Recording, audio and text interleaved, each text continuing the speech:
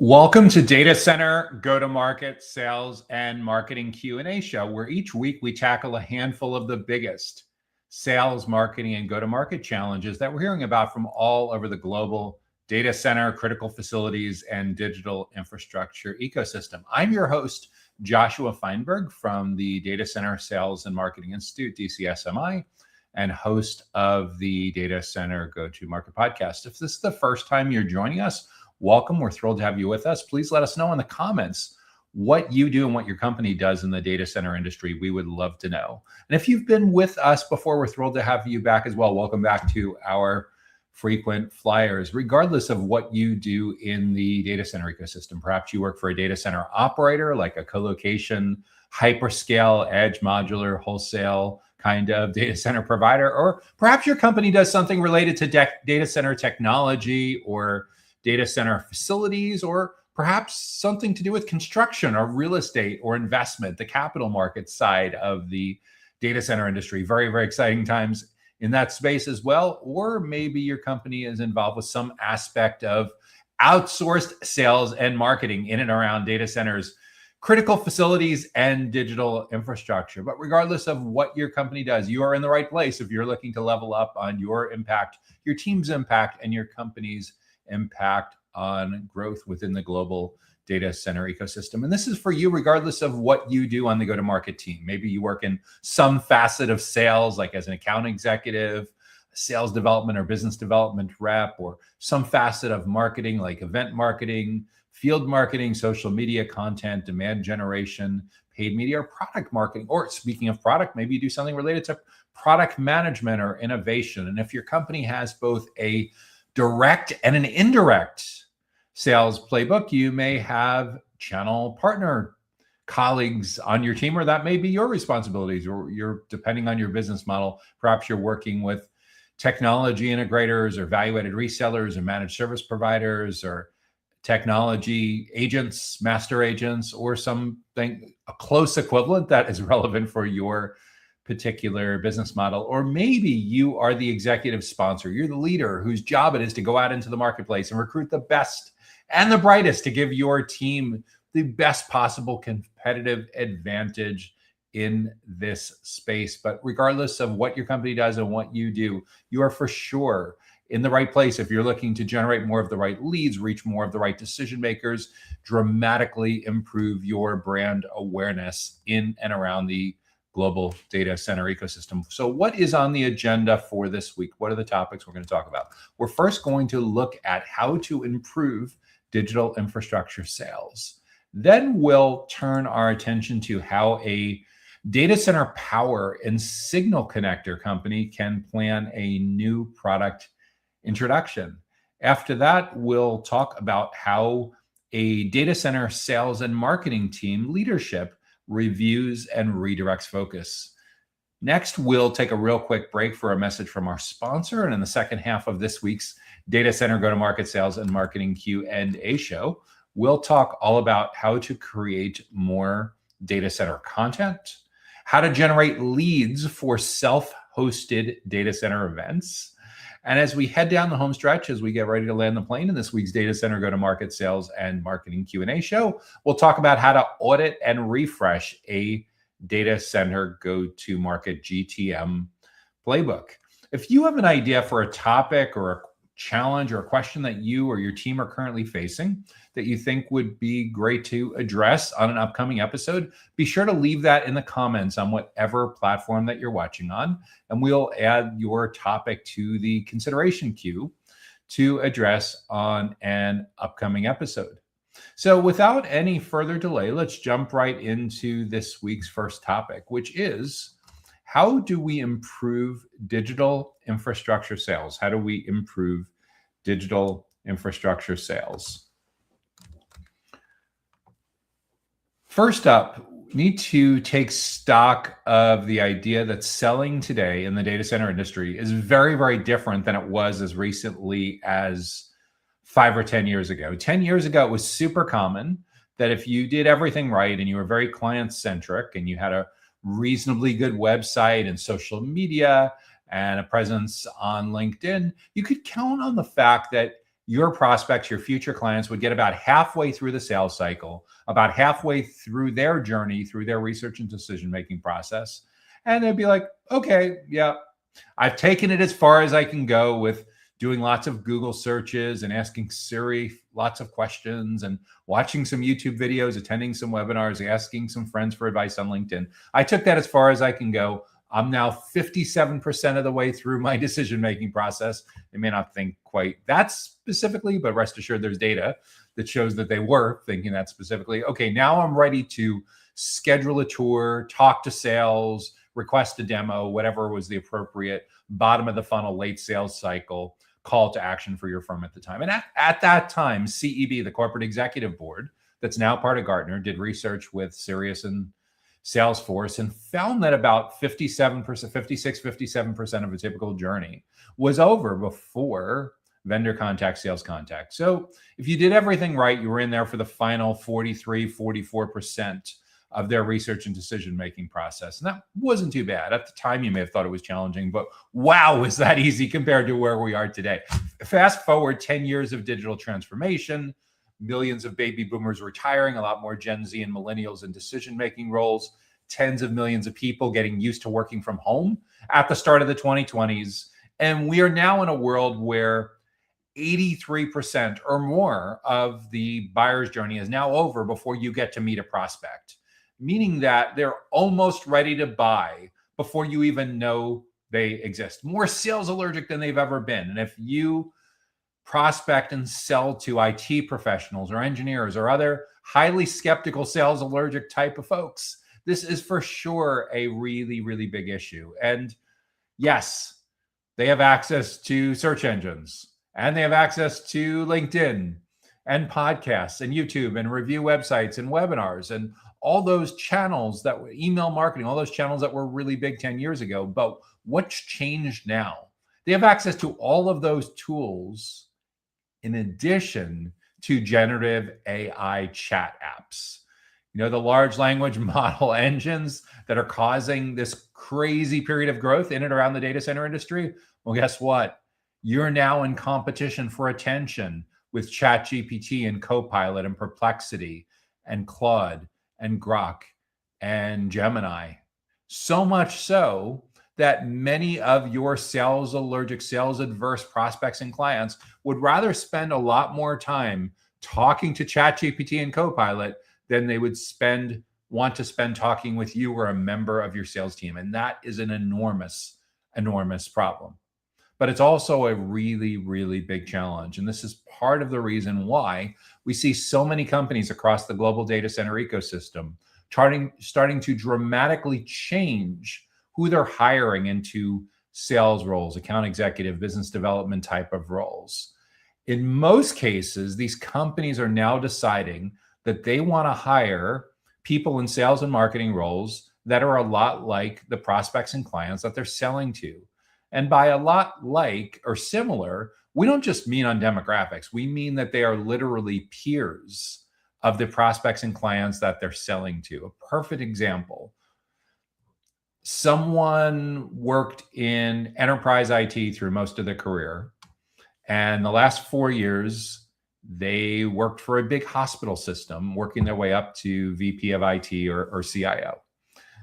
And in the course of doing that, they know health tech extraordinarily well. They've gone to all the conferences, they've spoken on all the panels, they've been on lots of podcasts. They're known in the industry. They have great context. They have great instincts about what it takes to run a multi-hospital enterprise that is on the forefront of digital transformation.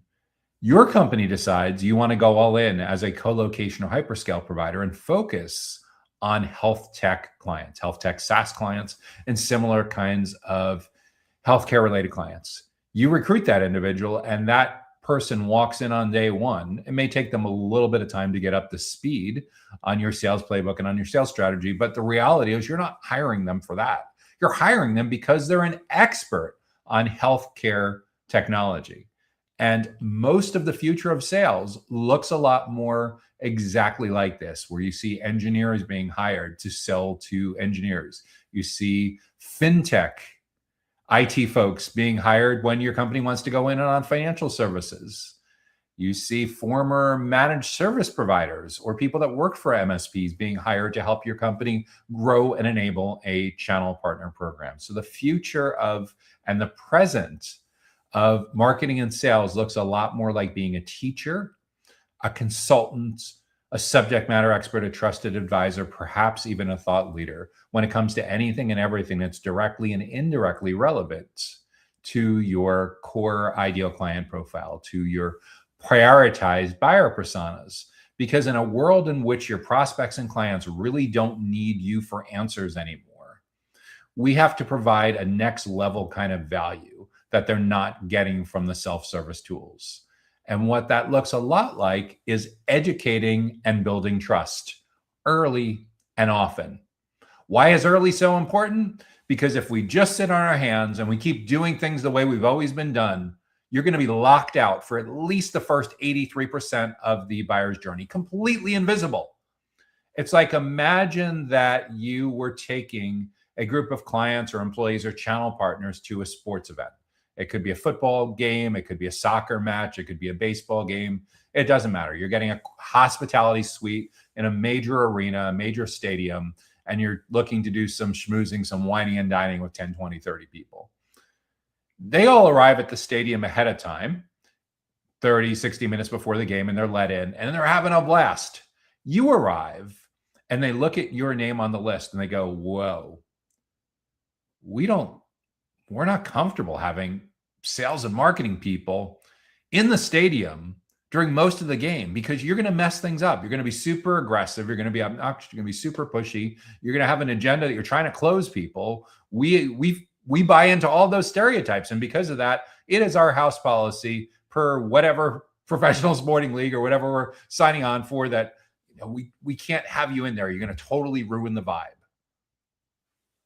That's a lot of what's happening in the self-driven buyer's journey. You are completely locked out of the stadium until the fourth quarter, till the seventh or eighth inning, if you like baseball analogies. And the only way you're going to get back in there is to get out of the stereotypical vendor box, to get out of being seen as an account executive or business developer or marketer, and instead be seen like a teacher and a consultant, a subject matter expert and a trusted advisor. And from a practical standpoint, for someone that wants to improve digital infrastructure sales, this means rethinking your entire playbook so that your sales team and everyone else that supports your sales team pivots from their traditional job titles, positioning, responsibilities, and focuses more on delivering amazing learning and development and professional development events for your most important buyer personas. How does this work in practice? Well, for a digital infrastructure provider that's, for example, targeting healthcare executives in a particular region, you go and you define your ideal client profile. And you say, okay, our ideal client profile geographically, this is the region. We know roughly what size our ideal clients need to be able to afford our minimums, to not so large that they outgrow us and want to do this in-house. So you have your range, maybe it's 50 employees to 5,000 employees or something like that. And you have your industries. In this particular case, you're saying healthcare. So you have a really nice, tightly defined ideal client profile. From there, you go about building your target account list to support ABM, account-based marketing, or ABX, account-based experience. Maybe it's a couple dozen, could be a few hundred companies in that particular region that fit the bill for that tightly defined ideal client profile. That's at the account level. Now at the individual level, at the people level, at the contact level, we need to be really specific on who the 2, 3, maybe 4 different people are in that particular account that we need to educate and build trust, that we need to create awareness with and get to want to spend a significant amount of time with our client-facing team members well before that 83%, early and often. The right people in the right places at the right time, and most of all, in the right context, so that your prioritized buyer personas see you and your client-facing team members as some of the smartest, most creative, most resourceful people on the planet when it comes to anything and everything having to do with their core job responsibilities. Working for this kind of company in this kind of region, roughly this size. Now, how do we know what is top of mind? What is going on in their world? How do we be incredibly client-centric? Well, once we figure out what our primary buyer persona is and what our secondary buyer persona is, who's the most important economic decision maker, who's the second most important economic decision maker on that committee, then we need to do our homework. We need to interview them face-to-face, video chats, and surveys, study their LinkedIn profiles, look at the notes in your CRM. We need to know their 5 or 6 biggest goals that they're working on this year, individually, that their team is working on, that their organization is working on. And we need to know the 5 or 6 biggest struggles or challenges that are driving them nuts when it comes to anything and everything having to do with digital infrastructure. So we end up with 10 or 12 topics in their own words. In their own words is so incredibly important. Don't make assumptions, don't guess. We need to get their actual words, because that's the difference between our messaging, our content, our events resonating versus falling on deaf ears. So it's incredibly, incredibly important to get those 10 or 12 topics in their own words. And we need to do the exact same thing for our secondary buyer persona, our second most category of stakeholders that we need to educate and build trust. And maybe your company has a third and a fourth category. I caution that if you're a relatively small organization, this is relatively new, I would try to limit it to 2 or 3 segments, 2 or 3 personas the first time through. You can always expand beyond that. But I don't want you to spread yourself too thin. So you have 10 or 12 topics. And that lines up with 10 or 12 months of the year. So for the next 10 or 12 months, one topic at a time, starting with the most frequently heard goals, starting with the most frequently heard challenges, I want you to create a fantastic world-class educational event that covers that particular topic for that particular buyer persona. You say events, that sounds expensive. That sounds complicated. It doesn't need to be when you're this tightly focused. So let's say, for example, you're a digital infrastructure provider. Your core offering is co-location, private cloud, and connectivity. And you have a couple of different co-location facilities spread out about an hour apart from each other. So for each facility, we define that ideal client profile, we build a target account list, we figure out what the biggest goals and challenges are. And then once a month for the next 10 or 12 months, we host a monthly breakfast seminar series, a monthly lunch and learn series. If it's too far for them to attend in person, it becomes a monthly webinar series, or you could potentially do both. I would encourage you, regardless of whether you do your events in your classroom or in your conference room, or whether you host those on a webinar platform or live streaming platform, similar to how this podcast, how the show is being delivered. The key thing is we are educating and we're building trust, and we're hyper-focused on what's top of mind for these most important segments, these most important buyer personas. How do we know what's top of mind? Because we asked them. We asked 10, 15, 20 people, and we figured out the consensus. So we know what topics we're going to cover in each one of these events. By the way, when you said this is expensive and complicated, not really. If you have a conference room or classroom in one of your facilities that you have access to for free, that knocks out an enormous part of the cost. If you want to the key thing is with all of this is a mindset shift. So many people in the data center industry are brainwashed into believing that they need to go to expensive national and global conferences with thousands of people in the room in order to connect with the right people. And the thousands of people in the room can be really good if there's a really high match rate with their demographics and your ideal client profile. In other words, like 80 or 90% of the people attending line up really, really well with your ideal client profile. But if it's not, if it's the opposite, if it's like 10 or 20% of the people, then you're looking for a needle in a haystack.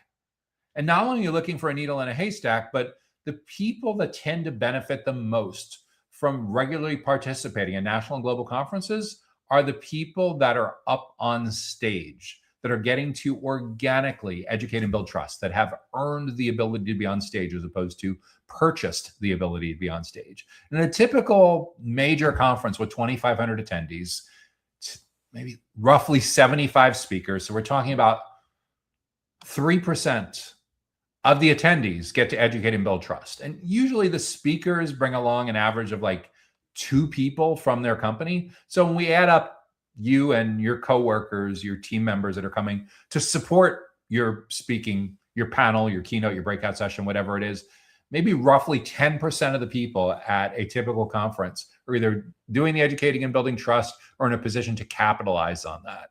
Another roughly 10 or 20% of the people that are at the conference are there because they bought a booth. They're a sponsor, they're an exhibitor. And they're hoping to capture some of the goodwill that's created by the speakers that are doing the education and trust building. The other 70 or 80% of the people that are there, you're the product. You're the captive audience. If you're not there, what conference? Seriously, is there a conference if you're not there?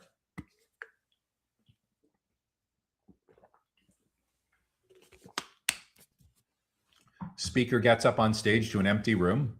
It's just other speakers and exhibitors. Are they going to be happy?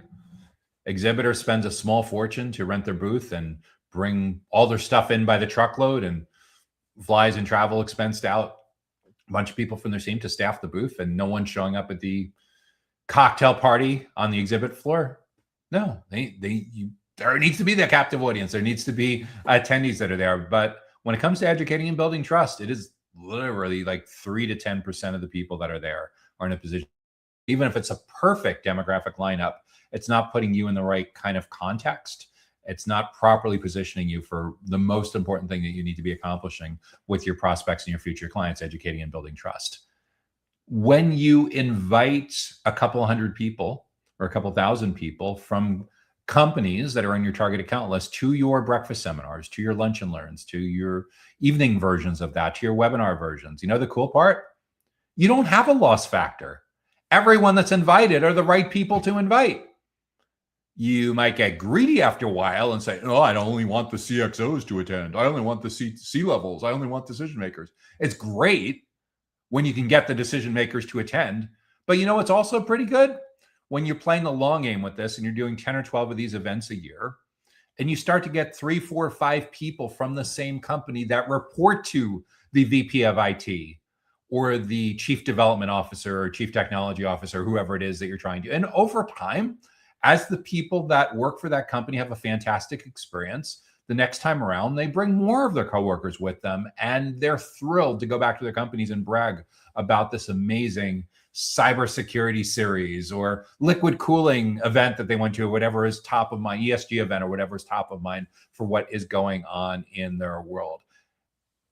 You may think that everything changes when you get access to the decision maker. If you get access to a decision maker, but you have not built consensus among the decision maker's direct reports, you're going nowhere fast. Unless there's like incriminating pictures or nepotism or something like that. But most rational decision makers want to know that you've met with their colleagues, that you've met with their team, and you've built consensus already. Without that, everyone is so risk averse. Sales cycles are so much longer, so much more complicated now. Hidden decision makers, visible decision makers. If you skip that key step and you don't build consensus among the decision committee, among the key stakeholders that report to that individual, you're getting sent back. You're getting sent back to repeat.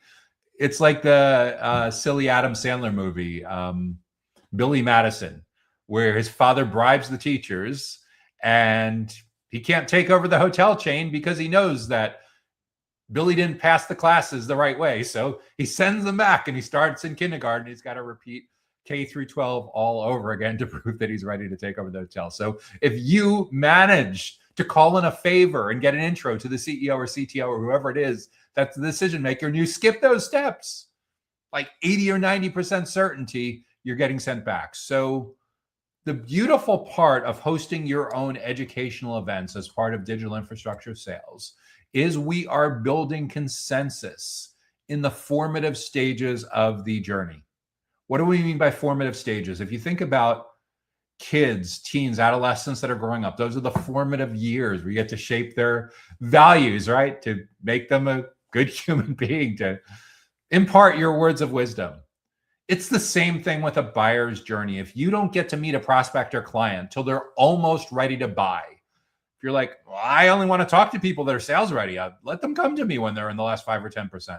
The problem with that approach is someone else Shape the criteria that they're using to evaluate your category. That someone else more than likely is a direct competitor, an indirect competitor, or a non-business model competitor. So it is incredibly important that we get in early and that we get in often. And we recognize that there could be as many as 25 to 30 touch points that are going to happen between complete stranger and purchase decision. And the better job we do with monopolizing the oxygen, the surface area throughout that full journey, the more likely it is that we're going to dramatically shape the criteria that they use to evaluate all of the different options that are in your category. This not only keeps you on the short list, but over time, as multiple people from the same company come to multiple events, the competitive options start to disappear from their short list. Why? Because they're getting so much value, they're learning so much from you, that there's no need for them to look elsewhere to get this core knowledge. So again, we're replacing a traditional sales process with your marketers, your sales, your product, your account managers, your channel partner folks, whoever is relevant to your client-facing go-to-market team. And you are instead providing world-class education experiences, essentially professional development and learning development, because while your buyer personas are self-serving, like the end of the world is near, they're getting all of these answers from all these self-service tools, including the ones that are creating crazy amounts of large language model data that's filling up the data centers. What they still need and what they still crave is learning on how to do their job better, learning the best practices that their peers are using to achieve their top 4, 5, 6 big goals for the year, overcome their 4, 5, 6 biggest challenges and hurdles that are driving them nuts, messing with their work-life balance, interrupting vacations, whole host of issues that make them challenges that are driving them nuts. So to the extent that you can be that learning and development, that professional development, you will have the opportunity to spend lots of quality time imparting your wisdom and your best practices with the right people in the right places at the right time in the right context. Now, one of the most common objections when we talk about early and often, it's like, well, our business development reps, our account executives, they don't have that much knowledge to be able to do that. That's okay. Over time, when this is a C-level initiative on your side and your CEO is banging the drum repeatedly about how we're tired of getting ghosted, we're tired of the condescension, we're tired of being talked down to, we're tired of being jerked around. We're better than that. We have some of the smartest people on the planet. It's time that we let the industry know about it. When that message starts coming through loud and clear, your company and you'll start to invest in professional development. It's highly likely that when you're really specific on your buyer personas and you recognize that like 80 or 90% of them all have the same credentials and training and certifications, you'll wake up one day and say like, yeah, you know, that's a pretty good idea. I should go get the entry-level certification that will make me more entrenched in their world so I can speak their exact language.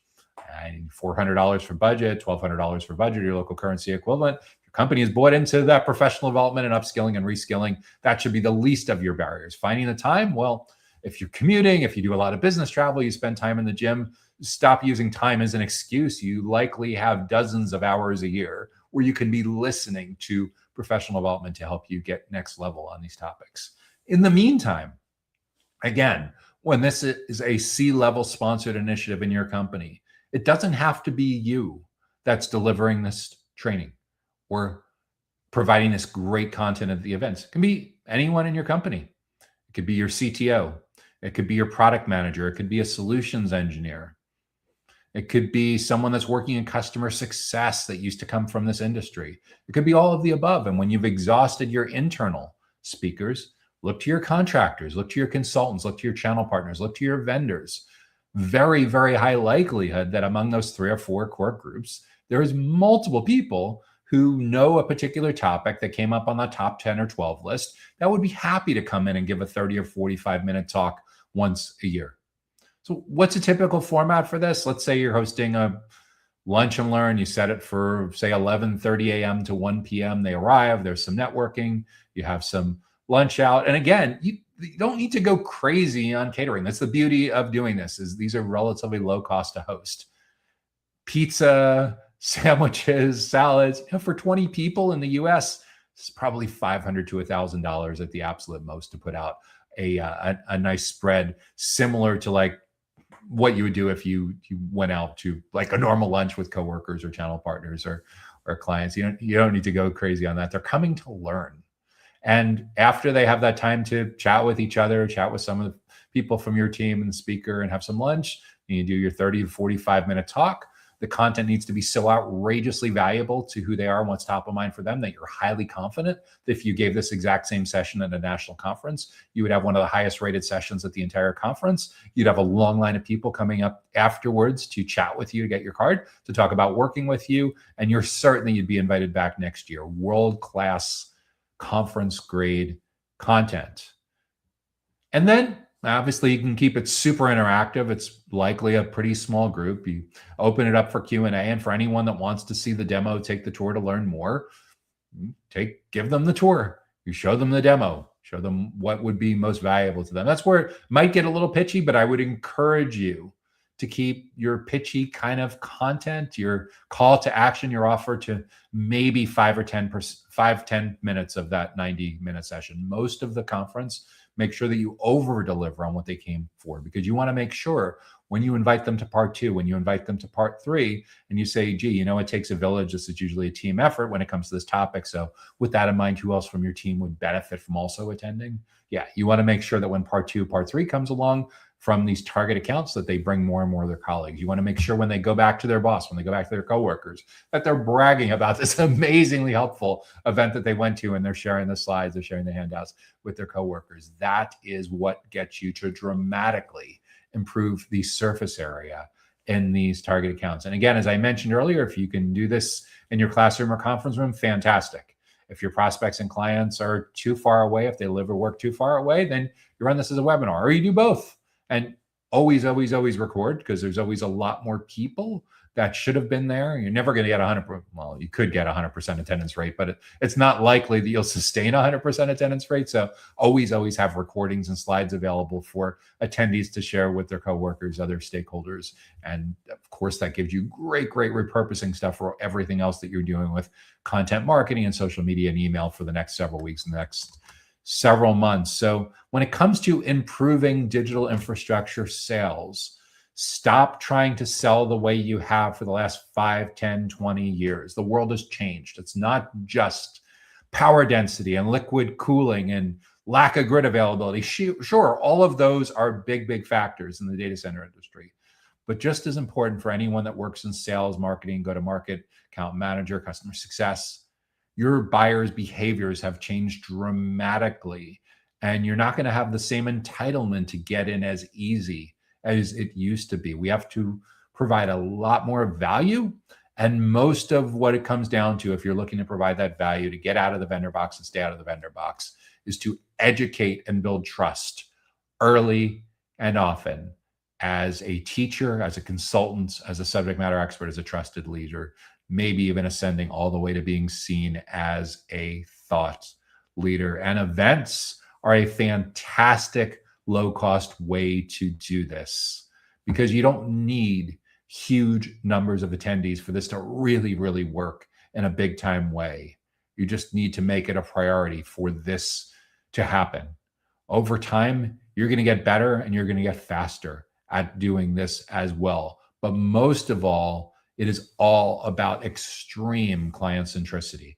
Understand what your prospects and clients need to achieve professionally, what's in their objectives and key results, what's in their job description, what could get them a promotion, what could get them a bonus if they get right, what could the opposite do if they don't get it right, and what is driving us nuts. And if you use that mindset to come up with your monthly series, great things will start to happen. Deliver a ton of value and be seen as a core part of your most important buyer personas, professional development and learning development. That's how to improve digital infrastructure sales and make your competitors irrelevant. Because when your prospects and clients are spending so much time learning from your subject matter experts, your competitors start to become invisible. And that's a pretty cool thing. So that's what I'd focus on if you want to improve your digital infrastructure sales. If you're getting good value so far from this week's Data Center Go-to-Market Sales and Marketing Q&A show, make sure to help spread the word by hitting the like button on whatever platform that you're watching. And if you're listening to the replay on one of the audio platforms, please take a moment. We'd be super appreciative if you could rate and review us on that platform as well. So what is up next?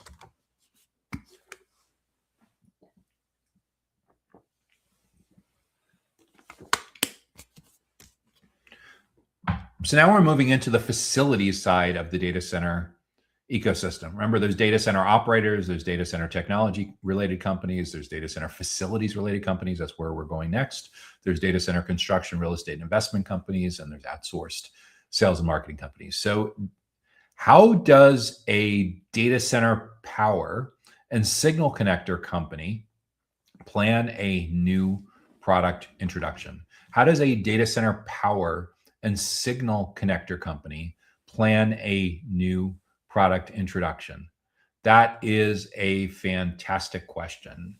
And the best way to plan that new product introduction is to build the bridge before you need it. Dig the well before you're thirsty. In other words, don't make this a last minute thing. Make sure that you're planning this several weeks, ideally several months out. So in terms of your marketing team, in terms of your product marketers, in terms of your product managers, what you want to be focusing on is as that product, as that service introduction moves from alpha to beta, and you start to collect feedback from early users, document that feedback. Get your case studies together, ideally in video, because it's so much easier to go from video to print and from long form print into short form print, because that's going to be a very, very big part of allowing your early adopters to help spread the enthusiasm and help spread the value to everyone else. But in terms of a new product introduction, typically most people are looking to do is build a crescendo to gradually gradually increase the volume as you get closer and closer and closer to launch date. Some people might have a wait list of people that came by to learn about it, but weren't able to sign up for yet because it wasn't available. Some people may send out emails to their prospects and tease what's coming next and have a wait list where they can get priority notification and perhaps a special pricing or promotion on launch.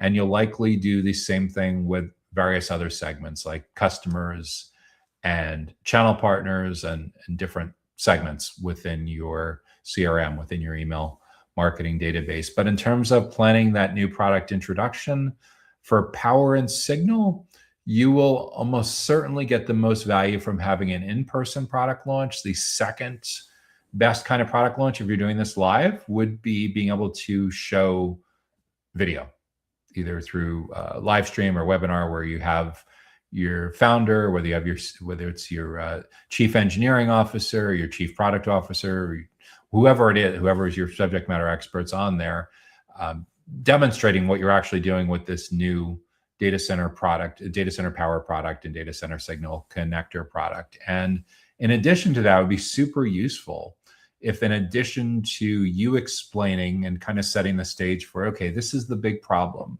that we found that's out there in the industry, a huge, huge source of frustration that people have had with the existing offerings on the market and not being able to find something that achieves what they're looking to achieve. We set about to solve this problem by building this new platform to help you achieve this benefit and this benefit and this benefit.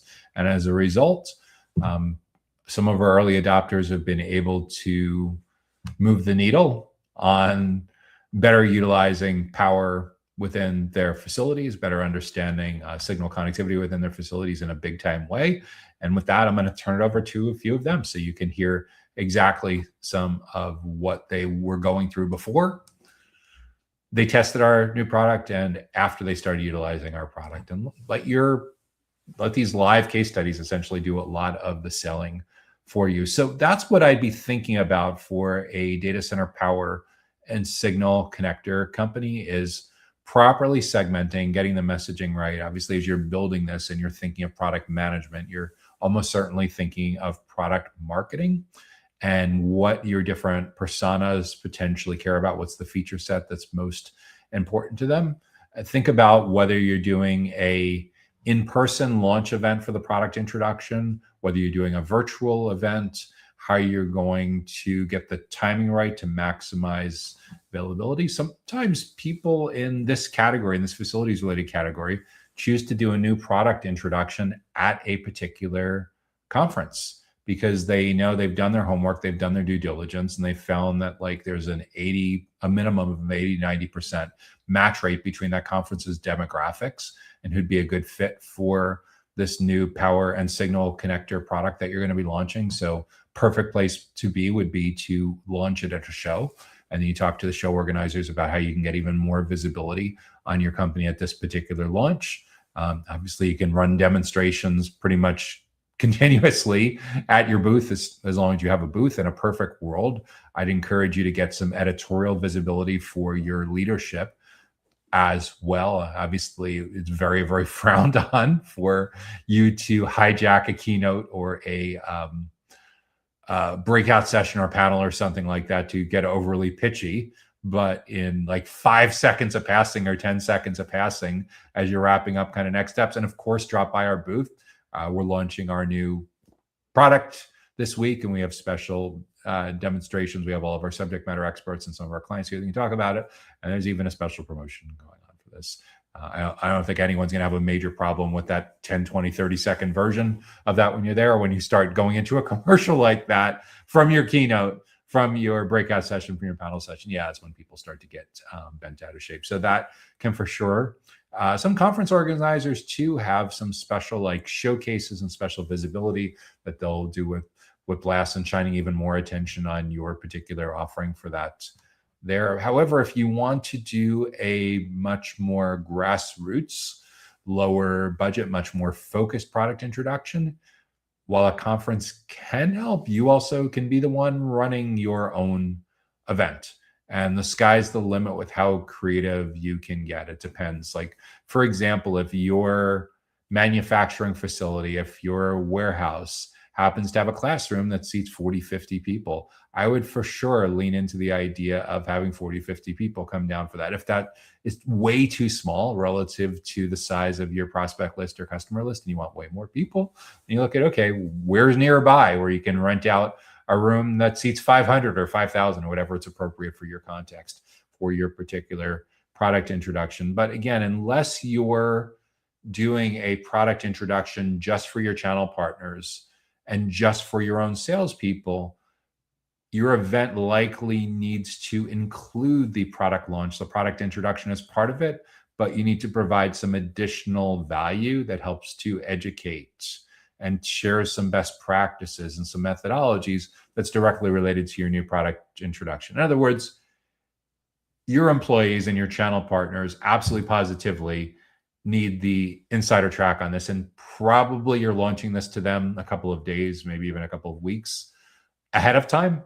You may even be practicing on them and getting some feedback before you do your broader launch. But for everyone else, you will likely want to wrap the product introduction and some background information about what's going on in the industry, how others are approaching this particular problem today, what the status quo looks like, why the status quo is falling short of helping people achieve what they're looking to do with power and signal connectivity, and how you've gone and figured out a way to provide way more benefits and a much better, much more reliable, much more cost-effective way of addressing this going forward. And that's the reason why you developed. But again, wrap it in education, wrap it in helping to provide some value to them beyond just them sitting through an infomercial for your new product launch. So that's what I'd be thinking about. Obviously, you need a good landing page, you need an explainer video, you need digital ads, you need a lot of email marketing, a lot of social media posts leading into it. I'm very, very partial for having your beta testers, your early adopters in different segments be actively involved in being interviewed in a video case study, being available at these live events, whether they're in person or whether they're virtual, to chime in on the value and potentially be part of the Q&A with the audience. I'm very, very partial to like these fireside chats where your audience can ask questions of your chief engineering officer, chief technologist, or CEO or founder, whoever is involved in building this, as well as some of the early use cases or the early users of that. So that's what I've been leaning on. Obviously, for the live events, record everything and make the replay available for everyone that wanted to attend but couldn't. You could make it available gated if you really want to. I would probably encourage you to have it ungated, available for people to watch later on all the core channels that are important, like LinkedIn events and YouTube Live and similar kinds of places. And then, of course, you can cut it up in pieces for the person that wants to watch the 3-minute version or the 37-second version, or wants to see a carousel PDF infographic kind of version, or whatever is especially relevant for what you're looking to do.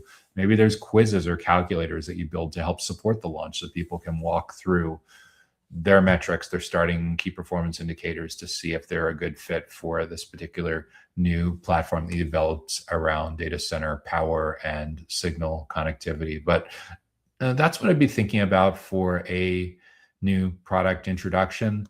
Typically, the person on your team that's going to take the lead with this would be your chief product officer, your CPO, or your VP of product management, or your product managers. And it's highly likely that you're working on planning this new product introduction with a minimum of a 60 to 90 day lead time to maximize visibility on what you're looking to do. But yeah, the basics, just like any campaign: set a goal, set a soft goal, set a hard goal, figure out who the ICP is, the ideal client profile, figure out who the core segments are, figure out the core messaging that's most going to resonate with each of those segments, figure out if you need more than one landing page or some micro content within the pages or some micro videos. And of course, if there's direct and indirect sales force in your case, if you have like channel partners, which for power and signal connectivity would probably be like MEP, mechanical, electrical, or electricians, or sustainability consultants, or anyone else that gets involved in the supply chain of power and signal connectivity. Yeah, for sure, customize and reach out to as many of those folks as well to help amplify overall what you're doing with your new product introduction, with your new launch. So that's what I'd be thinking about for data center power and signal connectivity, for planning a new product introduction. Micro plan, document the heck out of what's working and what's working and what's not working, so you can keep improving over time. Needless to say, if this isn't the first time you've done a new product introduction, of course, look back at what you did most recently, and most recently before that, 2-3 launches before that, and see if there's learnings that you want to filter in. But yeah, I would lean into the idea that the less they're on the payroll to hear about your particular event, the more you get out to outside of your core 100, your core 1000, your most important accounts, the more likely it is that you're going to want to wrap this new product introduction in some education, in some content, and some thought leadership that's way beyond just the introduction itself, that addresses the bigger macro problem about what's going on in their job and their team and in their company, that your new data center product and signal connectivity launch directly and indirectly addresses. Again, this is likely messaging that your product manager has been working on with your marketing team for months. This has likely been very, very well refined as you've gotten user interviews, feedback from your early users who got access to your new product, your new platform, weeks and months before launch. So I would wrap all of that into the above to plan that new product introduction. So that's overall the playbook that I'd be thinking about for how a new data center power and signal connectivity company who plan a successful new product introduction, specifically within the facilities segment of the data center ecosystem.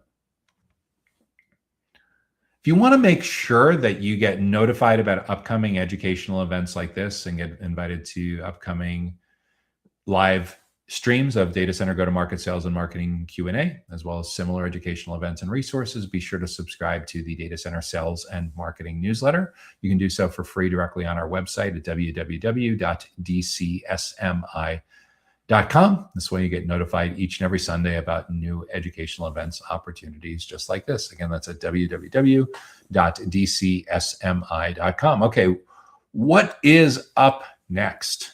How does a data center sales and marketing team leadership review and redirect focus? How do data center sales and marketing team leadership review and redirect focus? That is a terrific question.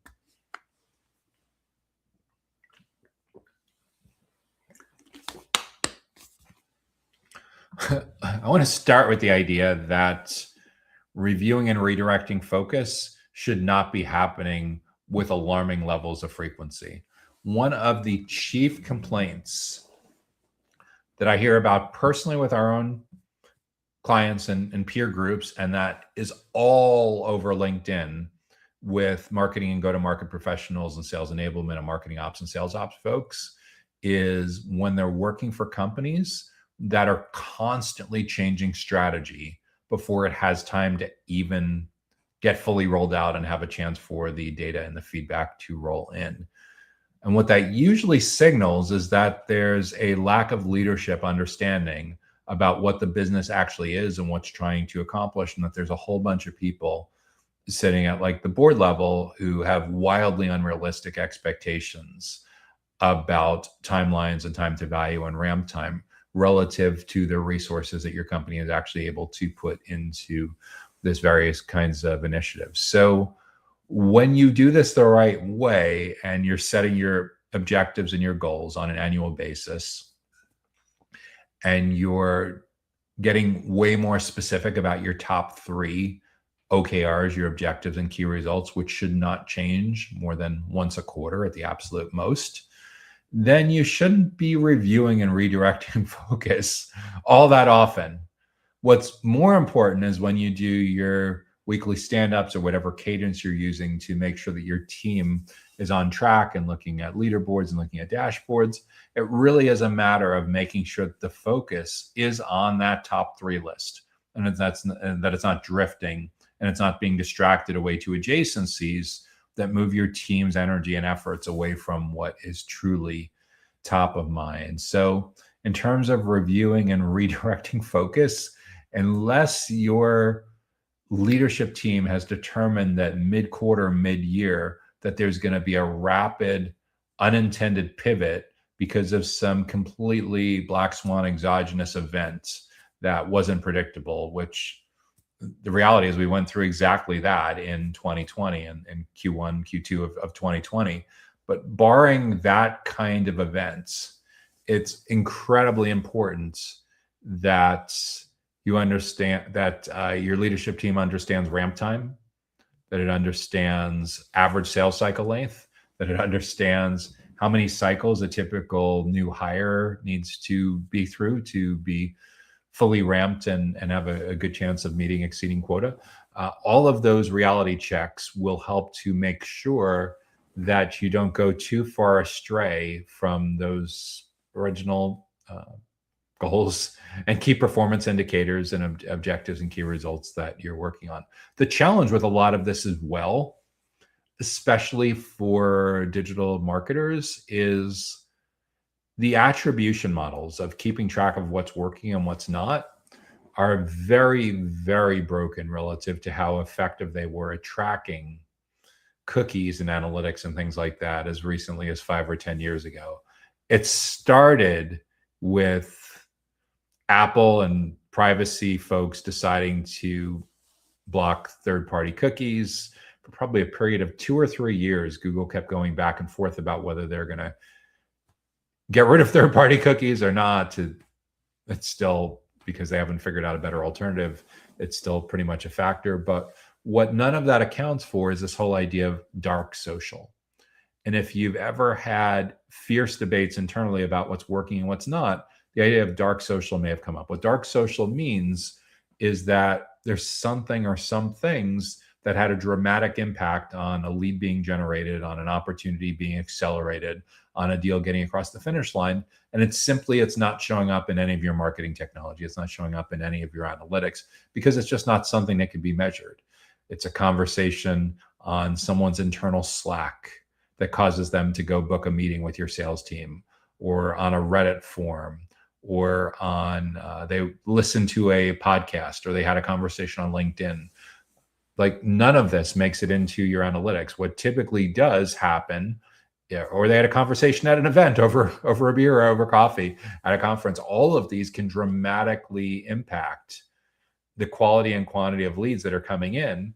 But a lot of times you mistakenly think that you're attributing it to direct traffic, or you're attributing it to organic search or something like that, when in reality, there was 4, 5, 6 steps that led to that had much, much bigger impact. And it's kind of like your SEO, your search engine optimization or search engine marketing SEM person is standing at the cash register, intercepting people and ripping up the slip from the salesperson that says, give this to the person so that I properly get credit for this. So what a lot of companies have moved to at a pretty simplistic, pretty easy to implement level over the last couple of years is they've gone back to self-reporting attribution. What does self-reporting attribution means? Well, you likely have a lot of lead generation forms on your website for things like newsletter subscriptions, ebook, report kind of white paper kind of downloads, webinar registrations, breakfast seminar registrations. Every time someone fills out a form, you have a write-in field that says, how did you hear about us? And they write in words there, and you may decide that you want that to be a required contact property, a required field. At DCSMI, we actually have it set up as a required field. Worst case scenario, if they don't feel like answering, they'll put a dash or a period or something in there. But most people do answer. Some people answer in crazy amounts of detail. Other people have like 1 or 2 word answers. But in aggregate, this gives you incredible insights about what's working and what's can be quite different than what you think is actually working relative to what's actually working. And the cool part with this is not only does it put that write-in information on that particular user's contact record in your CRM, when you look at the account level, and say, for example, you have a target account and you currently have 8 lead generation conversions that have happened in that target account. Some of them were newsletters, some of them were ebooks, some of them were webinars, some of them were lunch and learns. So there's 8 different people that have opted in. 6 out of 8 of those people wrote in some good, meaningful information on how'd you hear about us. 2 of them put in like a dash or a period or something. They don't want to be bothered, or they're playing games. So you have 6 votes there. So the question is, when you look at those 6 votes, are they all saying the same thing, or are they saying radically different things? If you are the sales development rep, business development rep, account executive working that account, that information is incredibly valuable. If you are on your marketing team, if you're figuring out go-to-market strategy, aggregating not at the account level, but across the buyer persona level, or in aggregate in general, is incredibly valuable to figure out what's working and what's not. And as you look at closed deals that go all the way to closed won, WON, and you look at your newly generated sales, same thing. You can go back and see on your last 10, 20, 30 sales, whatever it is, what was the self-reported attribution? What did the user write in for how they heard about you at first? Another thing that a lot of people do is when a salesperson, when an account executive on your team goes to create a new deal, goes to move a opportunity across the various deal stage to generate a proposal or generate an agreement, there is a required contact property that you fill out internally that forces your salesperson to get an answer from the prospect at that point on how they hear about us. You can have the same thing for your account manager when they kick off onboarding. How'd you find us?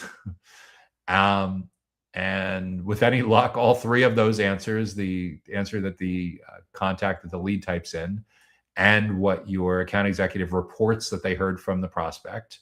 And of course, you can audit that and spot check and fact check it with your sales ops folks if you'd like. And the same thing with your account manager. So in aggregate, you start to get a real strong sense about what's working versus what's not. So that can help a lot with solving some of the attribution problems. But in terms of like reviewing and redirecting focus, for a lot of, depends on how big your company is and your sophistication level of the playbook that you're running. But for a lot of smaller companies, ones that are below like 200 employees that don't have at least 3, 4, or 5 people on your marketing team, marketing ops and sales ops.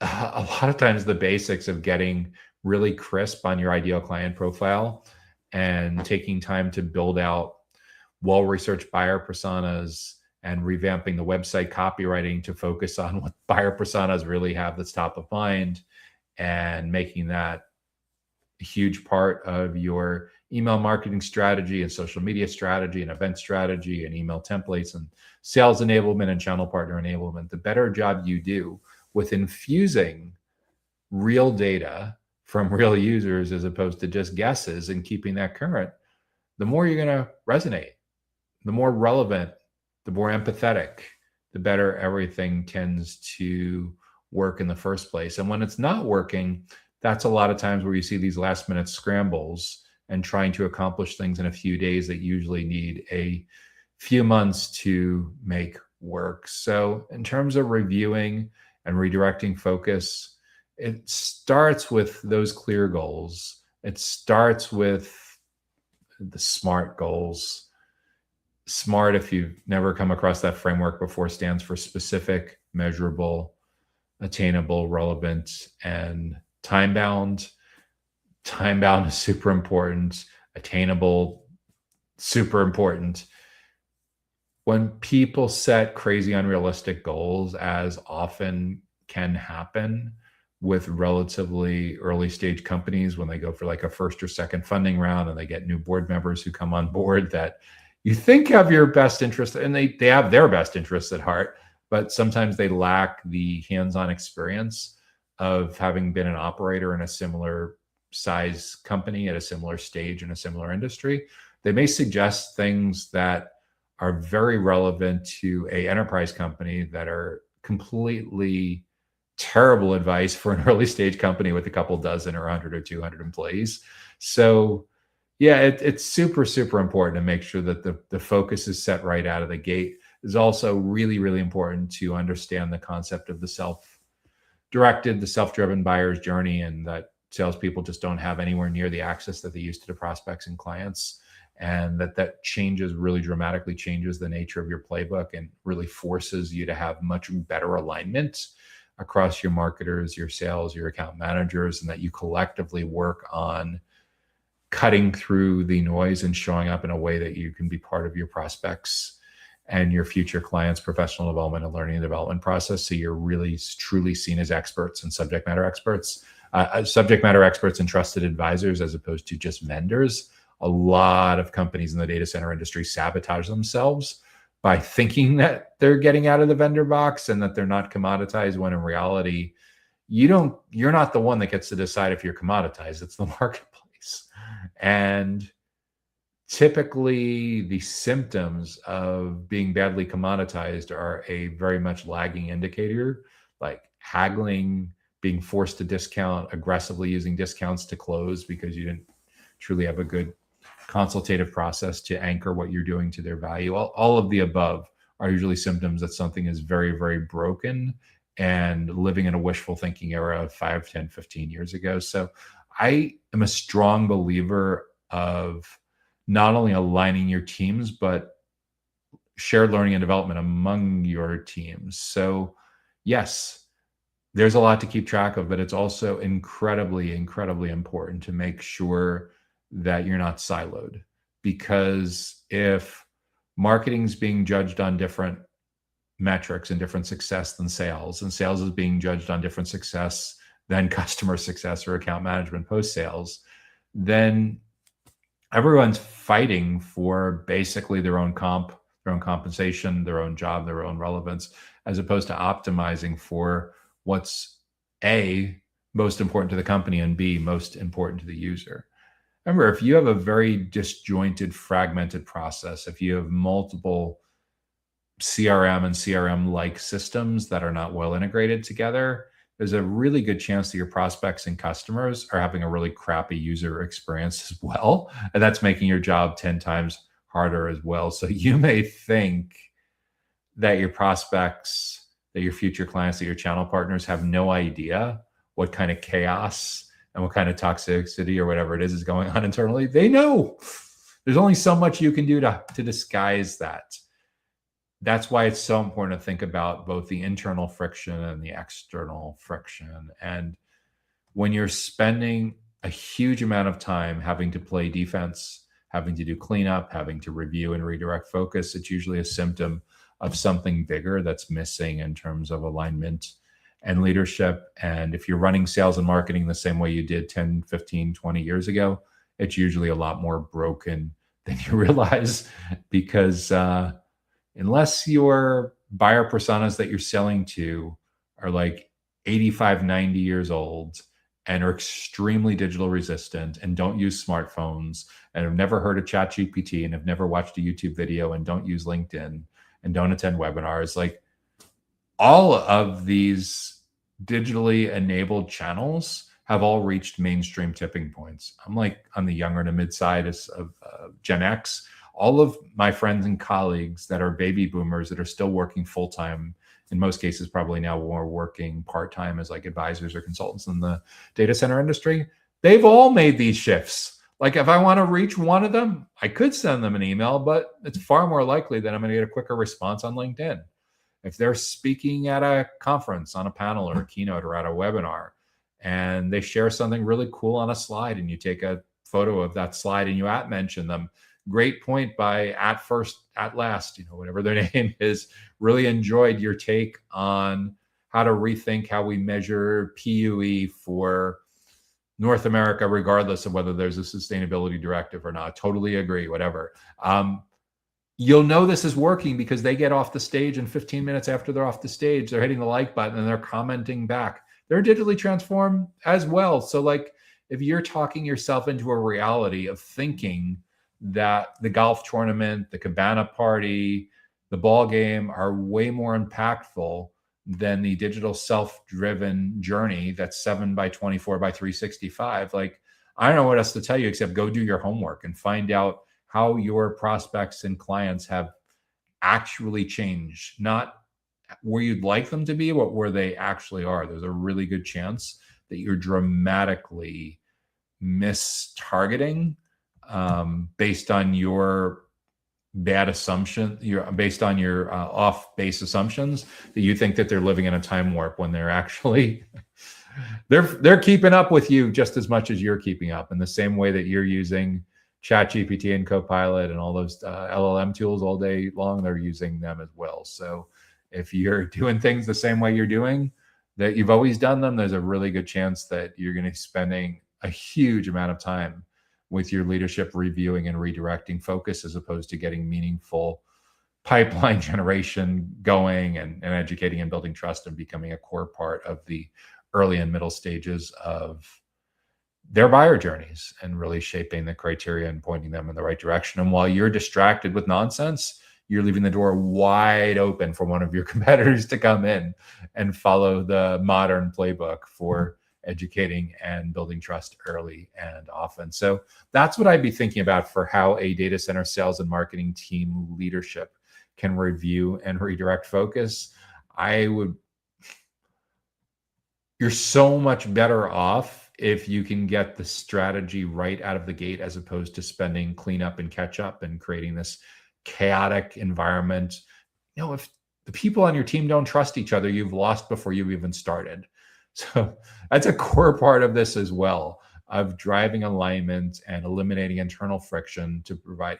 You're looking to create a world-class customer experience, client experience, user experience. It starts with having a world-class internal experience as well.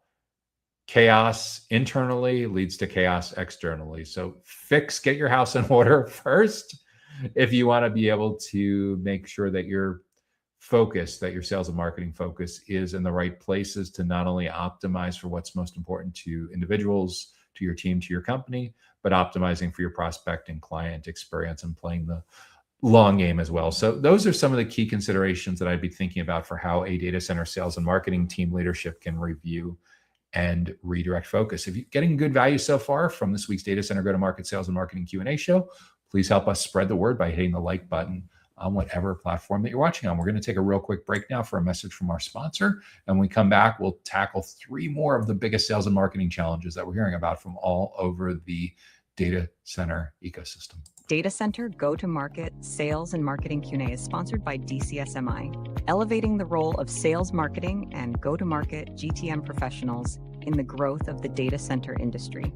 To stay informed about upcoming episodes, subscribe to the Data Center Sales and Marketing newsletter on the DCSMI website at www.dcsmi.com. Again, that's www.dcsmi.com. Now, back to Data Center Go-to-Market Sales and Marketing Q&A. Hey there, Joshua Feinberg from DCSMI, the Data Center Sales and Marketing Institute, and host of the Data Center Go-to-Market podcast. And you're watching Data Center Go-to-Market Sales and Marketing Q&A, where each week we tackle a handful of the biggest sales and marketing challenges that we're hearing about from all over the data center, digital infrastructure, and critical facilities ecosystem. If you have an idea for a topic or a question or a challenge that you think we should address in an upcoming episode, something that's really, really top of mind that's driving you nuts, be sure to leave that in the comments on whatever platform that you're watching on, and we will add that topic or question or challenge to our queue of topics to address in upcoming episodes. So what's up next?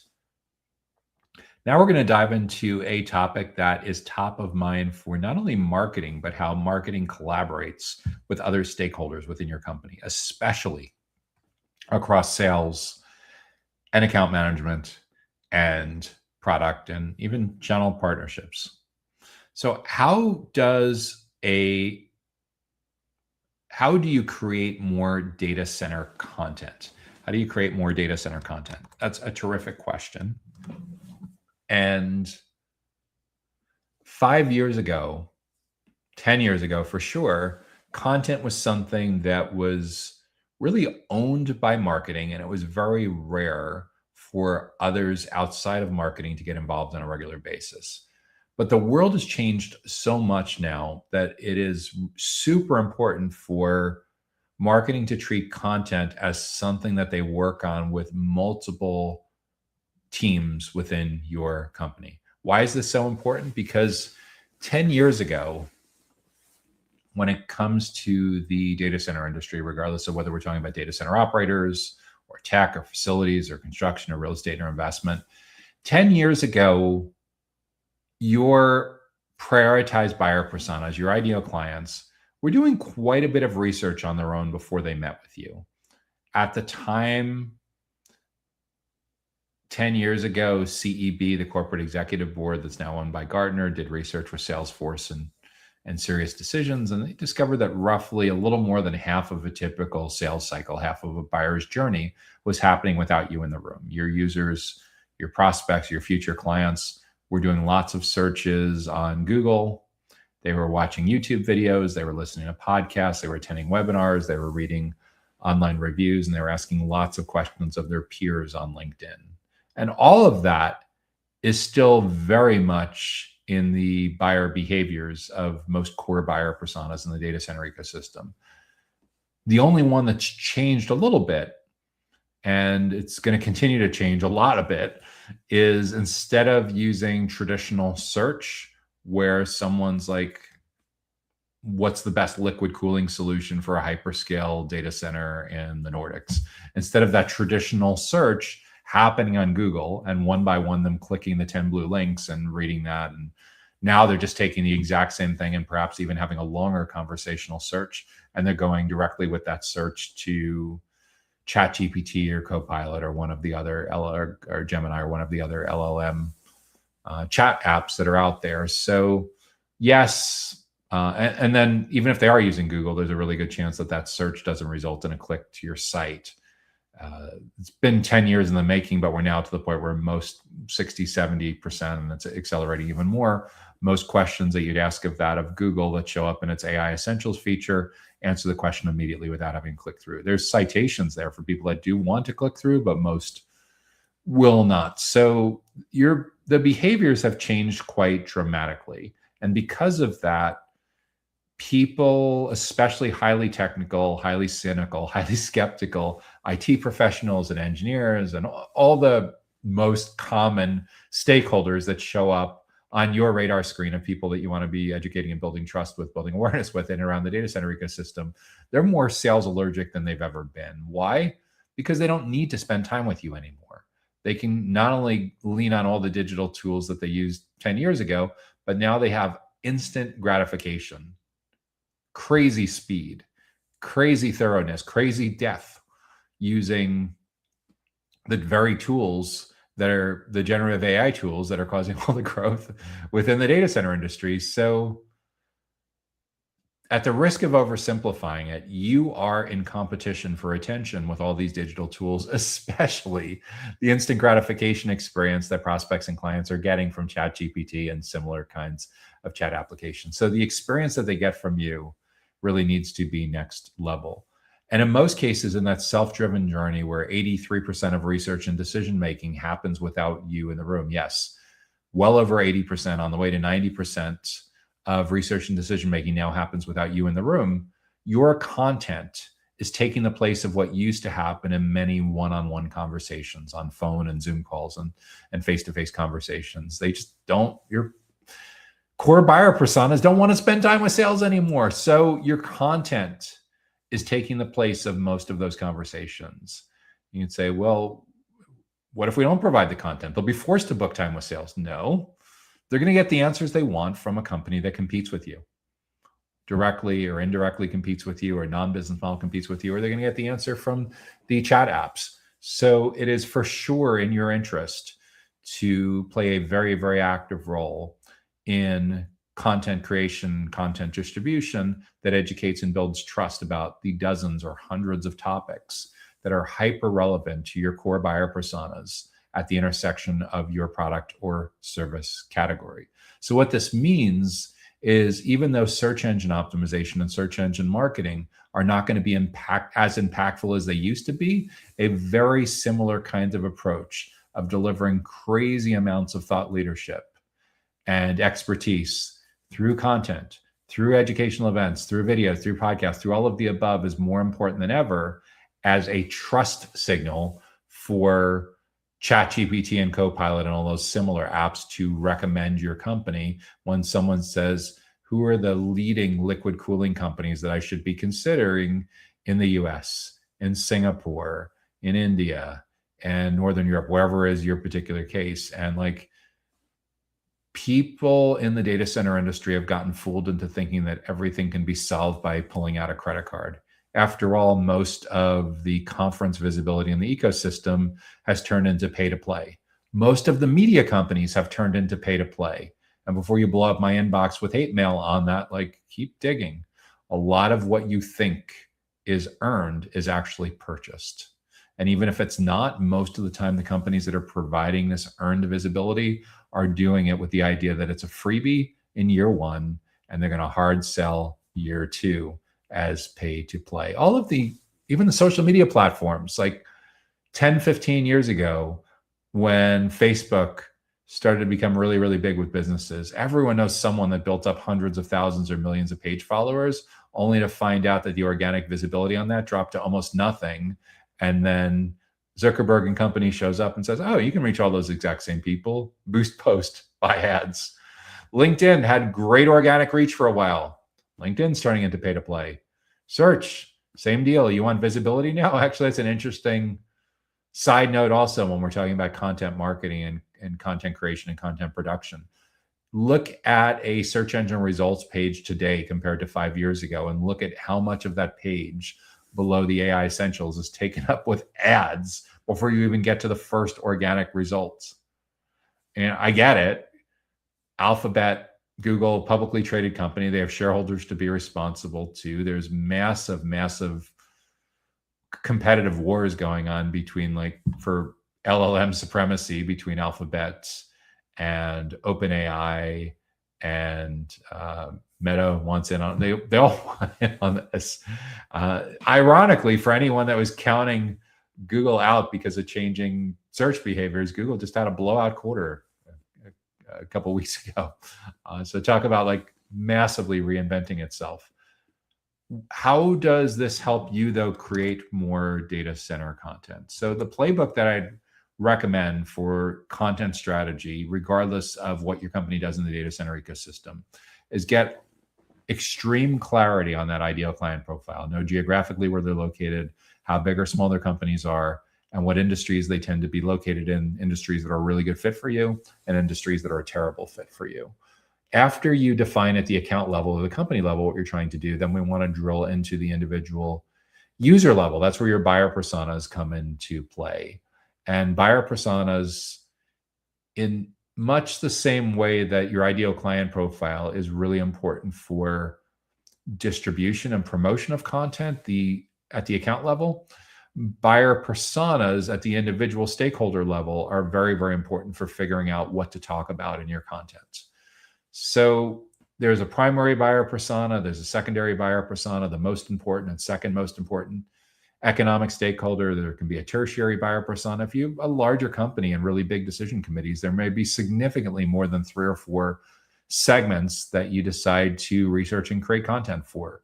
But in terms of like extreme client centricity and creating more content, if there's 10 or 12 big goals, 10 or 12 big challenges, or whatever it is that's especially relevant for that particular buyer persona, that's the starting point for your content strategy, is making sure that you have an amazingly helpful set of content assets that address that exact topic in your buyer persona's own words. Not the words that you think that topic is or that challenge is, but what they actually articulated when you did your homework with user interviews, surveys, studying CRM records, studying their LinkedIn profiles, or all of the above. Content, again, is taking the place of what used to happen in face-to-face conversations. And 10 years ago, video was a nice to have. Today, without video, you're completely invisible. Video is kind of the last place for where traditional search engine optimization is still working largely the same way that it did 5-10 years ago. So it plays a tremendous, tremendous role in topical visibility, because YouTube's the second most popular search engine in the world and has been for a really long time. LinkedIn keeps moving ever more video centric, and it's not just long form video. It's not just short form video. The vertical videos have an incredible impact. Like 5 years ago, people just thought vertical videos were limited to like TikTok and kids playing around and goofy entertainment kind of stuff. And then they moved to Instagram, they moved to Facebook, they moved to YouTube Shorts, they moved into LinkedIn natively. And yeah, your prospects and clients have no attention span anymore. Some of them will watch the full 60-minute webinar recording. Some of them will watch a 7-minute clip excerpt pulled out of that webinar recording. Some of them are only going to watch the 31-second YouTube short or LinkedIn vertical video that came out of that. And they'll watch 2 or 3 of those and they'll be like, oh, this is pretty interesting. Now I'm ready to watch the whole recording. So yeah, in terms of content, be as client-centric as possible. I'm a huge believer in starting with video first and then repurposing from video to audio and images and text. Start with long form content and then repurpose down to short form content, and cover all the platforms that really matter across the data center ecosystem. Most of the core buyer personas, again, do your own homework, do your own research to validate this for your focus. But for most of the core buyer personas, LinkedIn by far and away is the most influential. I mean, we're at the point now where there's over 1 billion users on LinkedIn. So your internal champions are there. Their coworkers are there. So yeah, make sure that you have 3, 4, 5 different strategies for saturating on LinkedIn, both organic and paid and events, and all of the different vectors for getting visibility among your target accounts. That helps to educate and build trust on LinkedIn. YouTube is incredibly important, not just because the more they watch, the more they're bought in, the more you're able to build a deep emotional bond, but in a lot of ways, it's taking the place of what used to happen in traditional search. It's extremely, extremely common to find that embedding videos on website pages almost always increases the amount of time that someone spends on the website page and the likelihood for them to take next steps and respond to your call to action. But big picture, for a lot of companies, these are culture changes. You're not creating anywhere near the volume of content that you need to be competitive, and that's an enormous, enormous problem. The reality is, if you're truly self-aware about how much these buyer behaviors have changed, how much the self-driven journey has become the predominant journey. Like if you have one person on your team who spends 10 or 20% of their job on content, it's not going to work. You're literally like not showing up. You're, for all intents and purposes, invisible. because if you look at the slightly bigger companies in your space and the much bigger companies in your space, they're all investing very, very aggressively in video first content to saturate all of these organic channels, because that's where all the attention is. Why do you think traditional broadcast TV is having a moment of existential, like, are we going to survive or not? Because all of the attention is going to strategic organic search. That's where people are getting their news. That's where they're learning. That's where discovery is happening. The channels don't even need people to be subscribing anymore or following anymore. They know that when you watch 100% of a video on a particular topic, they're going to serve you another video, either from that creator, that channel, or someone else on that particular topic. And once they know that you love to watch penetration testing videos or liquid cooling videos or physical security videos or whatever it is that's relevant to your job, they're just going to keep serving you more and more and more. It's no big surprise that, like, Facebook Meta 10 years ago was getting fanatical at trying to improve the amount of minutes that you spent on its platform, to the point where it's now well over an hour. All of the platforms are looking to do the same thing. The longer you stay, the more ads they can sell you and the more they can monopolize your attention. So your goal should be to have such fantastic content that you're monopolizing the attention, because your core buyer personas are learning so much from your subject matter experts that are featured in this content. No big surprise that over at DCSMI, we're huge believers in webinars and podcasting, interview-based podcasting, Q&A kind of podcasting, exactly like you're watching. When done well, consistently, early and often, game-changing impact for educating and building trust with your core buyer personas. But for a lot of companies, these are big culture changes. Maybe do one less golf tournament next year, one less cocktail party next year. Maybe look at the 20 conferences you go to and fire the bottom 10% next year that you know for a long time have not been working, and instead redirect those resources into content creation and content promotion. You know, it's the very definition of being an entrepreneur, right? Is taking resources away from low yield activities and redirecting them to higher yield activities. We know where the attention is. We know where the buyer preferences are. If you're struggling to create more data center content, it usually is a problem that needs to start at the top. If you're a small to mid-sized company, meaning you're up to a few hundred employees, changing the culture like that needs to start all the way at the CEO. If you're a mid-market or enterprise company, it's probably a division managing partner, managing director, division vice president kind of initiative. And at an enterprise, pretty much the same deal. So yeah, I mean, these are big, big culture changes that need to happen, because co-location companies, operators in the US are so far away from figuring this out in most cases, because they censor and muzzle their employees from participating. And, like, you know, in a typical co-location operator, there's usually 5 or 10 people that are trained and allowed to speak to media or participate in a panel or be on a podcast. And may as well put it out there.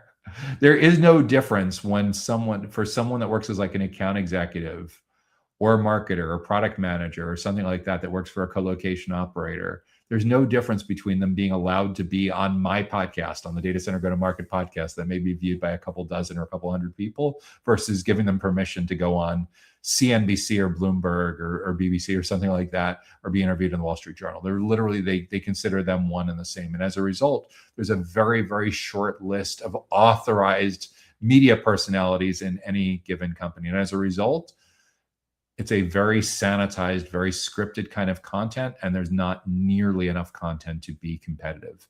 Forgetting about all the nooks and crannies and sub-personas and fragments that make a channel partner program appropriate in the first place. There's just not nearly enough content. There's not the authenticity. So these are culture problems. And the weird part is, as it seems strange to be dunking on Americans in this particular case, but I found it's actually quite a lot of these restrictions on censoring and muzzling employees from participating in podcasts and panels is something that seems to be much bigger in the US than it is in countries outside the US.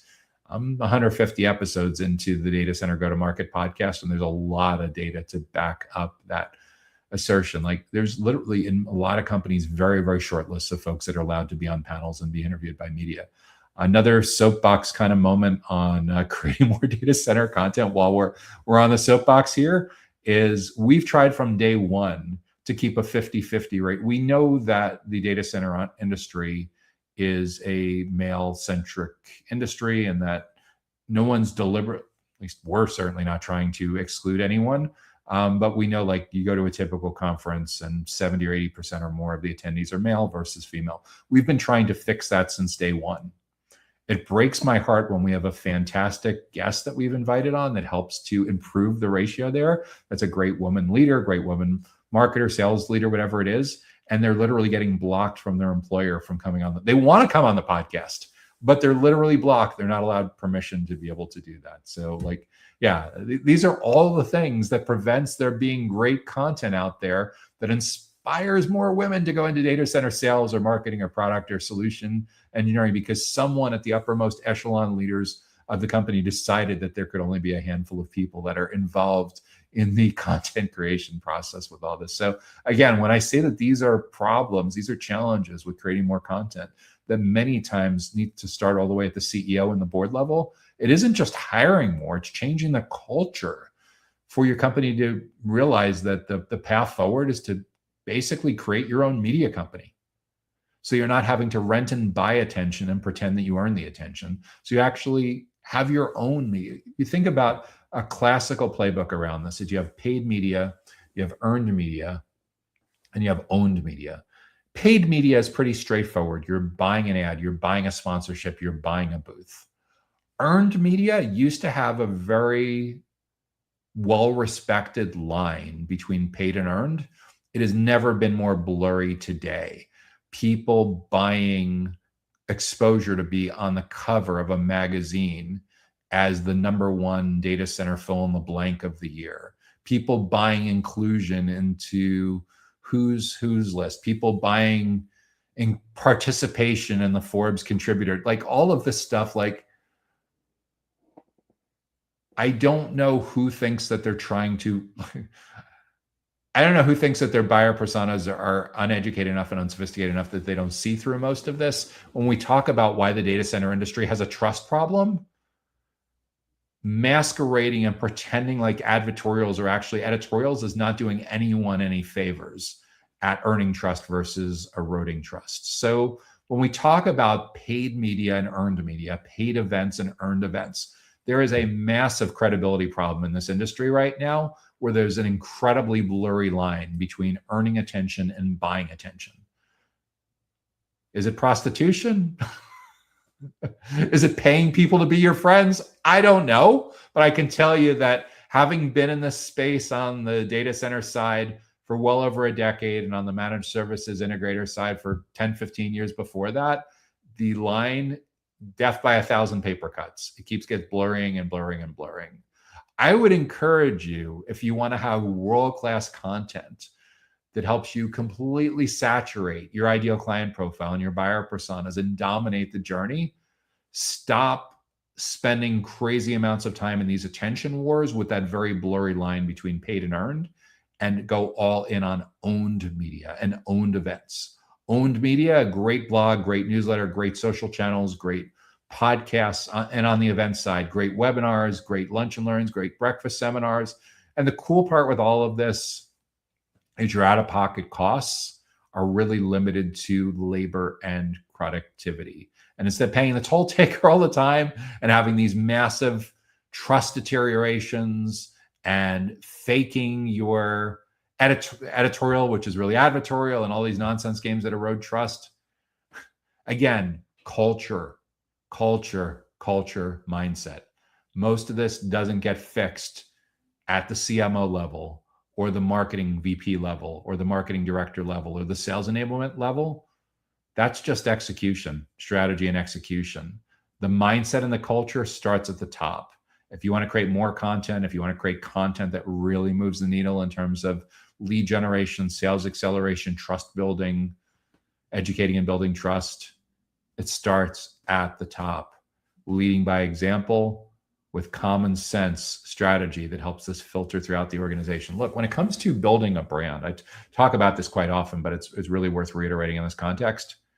10 years ago, your brand used to be owned by a creative director. It was all about the hexadecimal colors and the approved fonts and the logos. And Yeah, that's still an issue. Canva and Adobe Express, especially Canva. Canva comes up constantly as a favorite tool on the podcast. It's democratized that. And yes, aesthetics still matter a lot for a brand, but today your brand is about so much more than that. Your brand is about what people say about your company and your team members when you're not in the room. And given that you're not in the room 83% of the time anymore, you're only in there for the final 17%, what people say about your company and your stakeholders really matters a ton. All the conversations that used to happen in the early and the middle part of the journey, unless you're really good at professional development and learning development, having great educational events, you're not part of that first 83% anymore. Your content is the proxy that gets you in there early and often, which is the reason why blogging once a month, having a new YouTube once a month, having a webinar every so often, like, it's not going to cut it. Think like a media company that's focused on creating amazing educational content experiences and educational event experiences for your most important buyer personas. That's so good that it runs circles around anything you could possibly buy your way into in the data center industry. The default playbook doesn't have to be 80% of your resources going to the toll takers with the huge conferences and the huge media companies. Not that hard to have a fantastic blog, fantastic YouTube channel, fantastic webinars, fantastic lunch and learns, breakfast seminars. What is hard is the persistence and the perseverance to stick with it long enough to dramatically saturate the surface area. You can't expect to sit on the sidelines of the first 10, 15 years that the channel exists and then decide tomorrow, like, we're going to go all in and expect that you're going to overcome 15 years of being missing in action in 15 days or 15 weeks, if only. And the inclination is, well, can't we just spend money to speed up? Can, to a certain degree. There's definitely amplification options.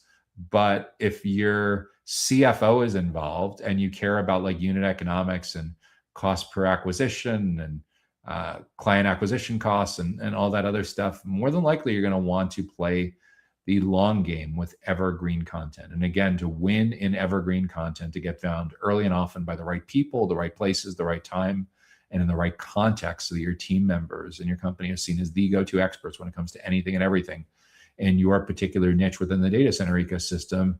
This is a culture issue. This is a resources issue. This is an alignment issue, way, way, way more than just buying attention. Play the long game early and often. Make this a huge, huge part of your culture going forward. That's what I'd be thinking about for how to create more data center content and make it all about them. Yeah, you need some product marketing information. You need some core stuff on your website, but that should be the extent of you talking about how wonderful you are. Most of your content, 80 or 90% of your content, should be about solving problems and achieving goals among your most important buyer personas. The what's in it for me. And it's not about you, it's about them. The better job you can be at truly being client-centric, the more effective your content is at getting this all done. And multiple people within your company, multiple perspectives need to be involved. Yes, I know it's scary, it's a loss of control, but you spend likely obscene amounts of money on sales kickoff events and alignments and workshops and everything. Make this part of that going forward while there's still time to be relevant. The longer you let this go, the more likely it is that your competitors are getting in early and often, and eventually you're going to take away all the oxygen from your sales funnel and your opportunities, and you'll start to lose share if you aren't losing share already.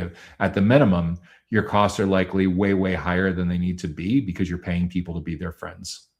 You're literally bribing them to get them to pay attention to you as opposed to earning it. You really want to pay people to be your friends, or do you want to earn it? You want to attract the right people in the right places at the right time, and most of all, the right context, because you're providing extreme value in educating and building trust with the biggest goals and the challenges that each of your core buyer personas are facing. Those are all the considerations that I'd be thinking about for creating more data center content. If you're getting good value so far from this week's Data Center Go-to-Market Sales and Marketing Q&A show, make sure that you help spread the word by hitting the like button on whatever platform that you're watching. And if you're listening on one of the audio platforms, please take a few moments to rate and review that. We'd be super, super appreciative. Thanks so much.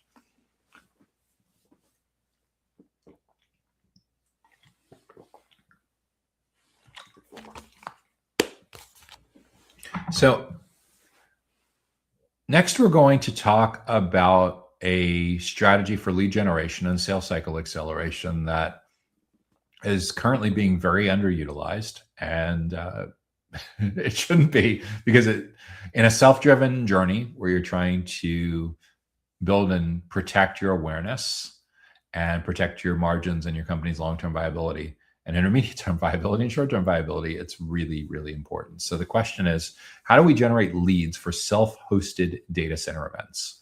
How do we improve our lead generation for data center events that we're hosting ourselves?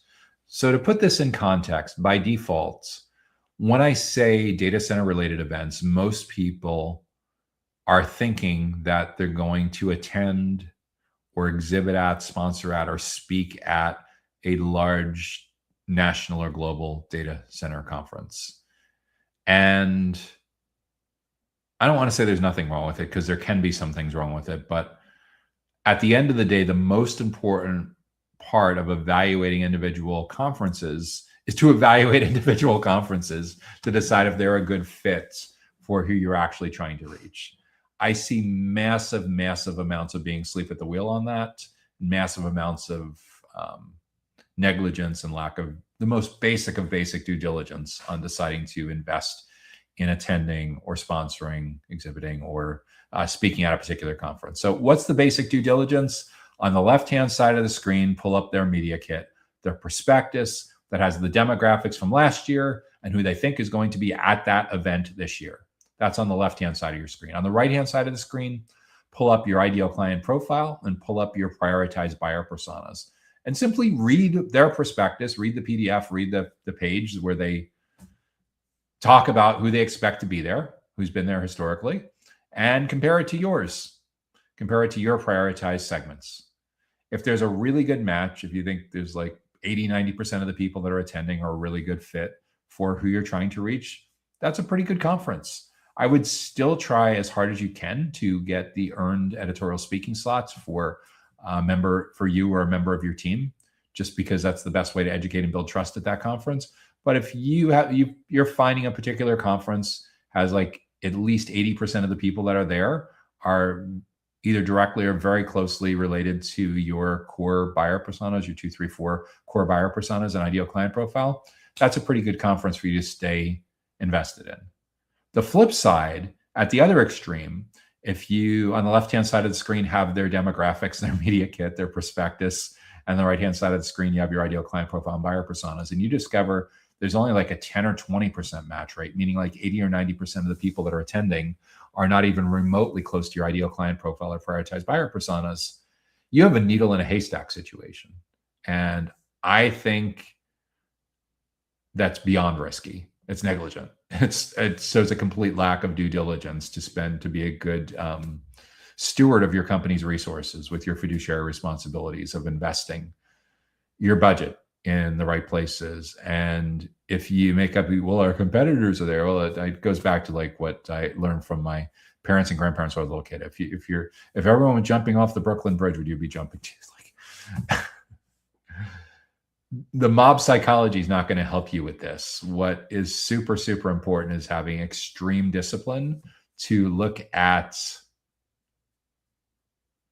who they're attracting versus who you want to be spending time with. If there's a really good match, go forth and attend, perhaps even sponsor.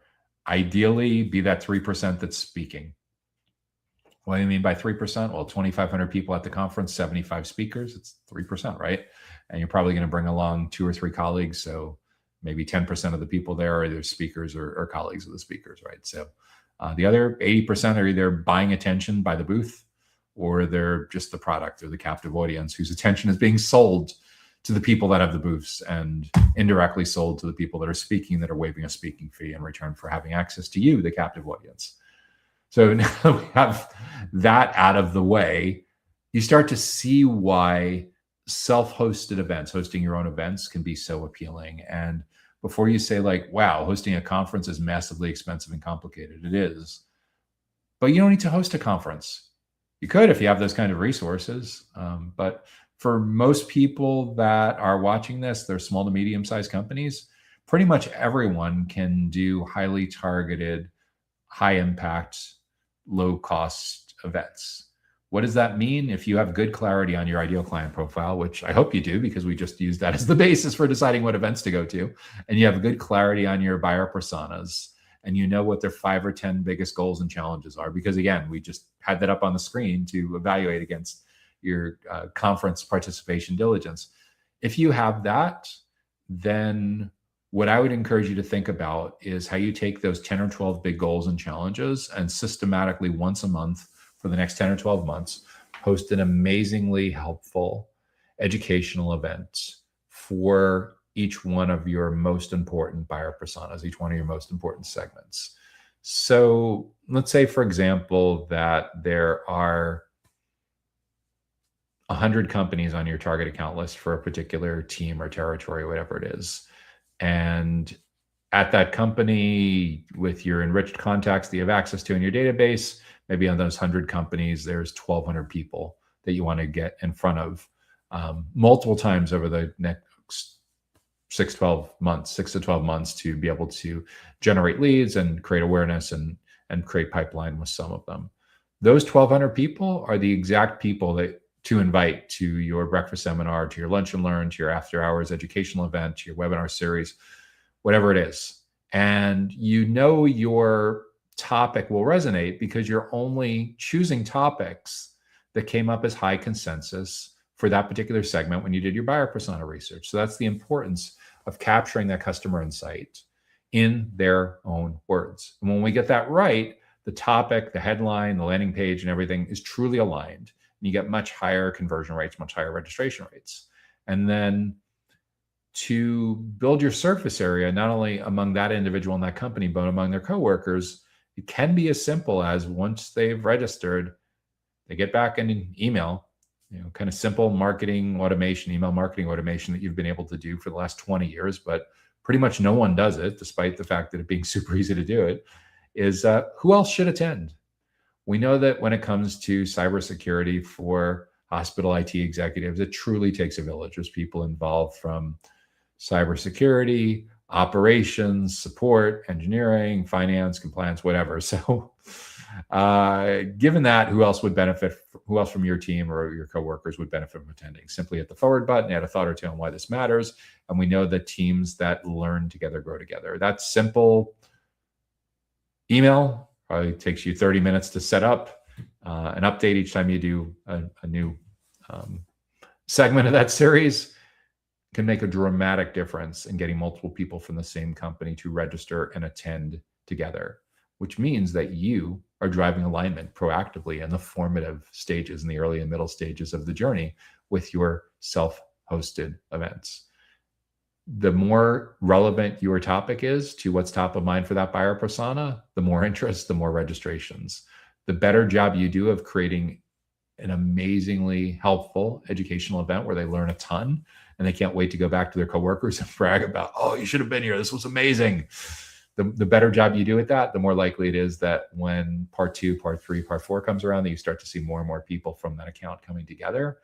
And the mindset part with all this that's really important to overcome, both for you and your leadership team, is everyone in the data center industry seems to be brainwashed into thinking that an event needs to have hundreds or thousands of attendees to be effective for you. But we just talked about, if you have an event where 80 or 90% of the people that are attending are the wrong people for you, how effective can it possibly be, even if you're speaking? So let's play this out. 2,500 people at this event, only 250 of those people are relevant for you.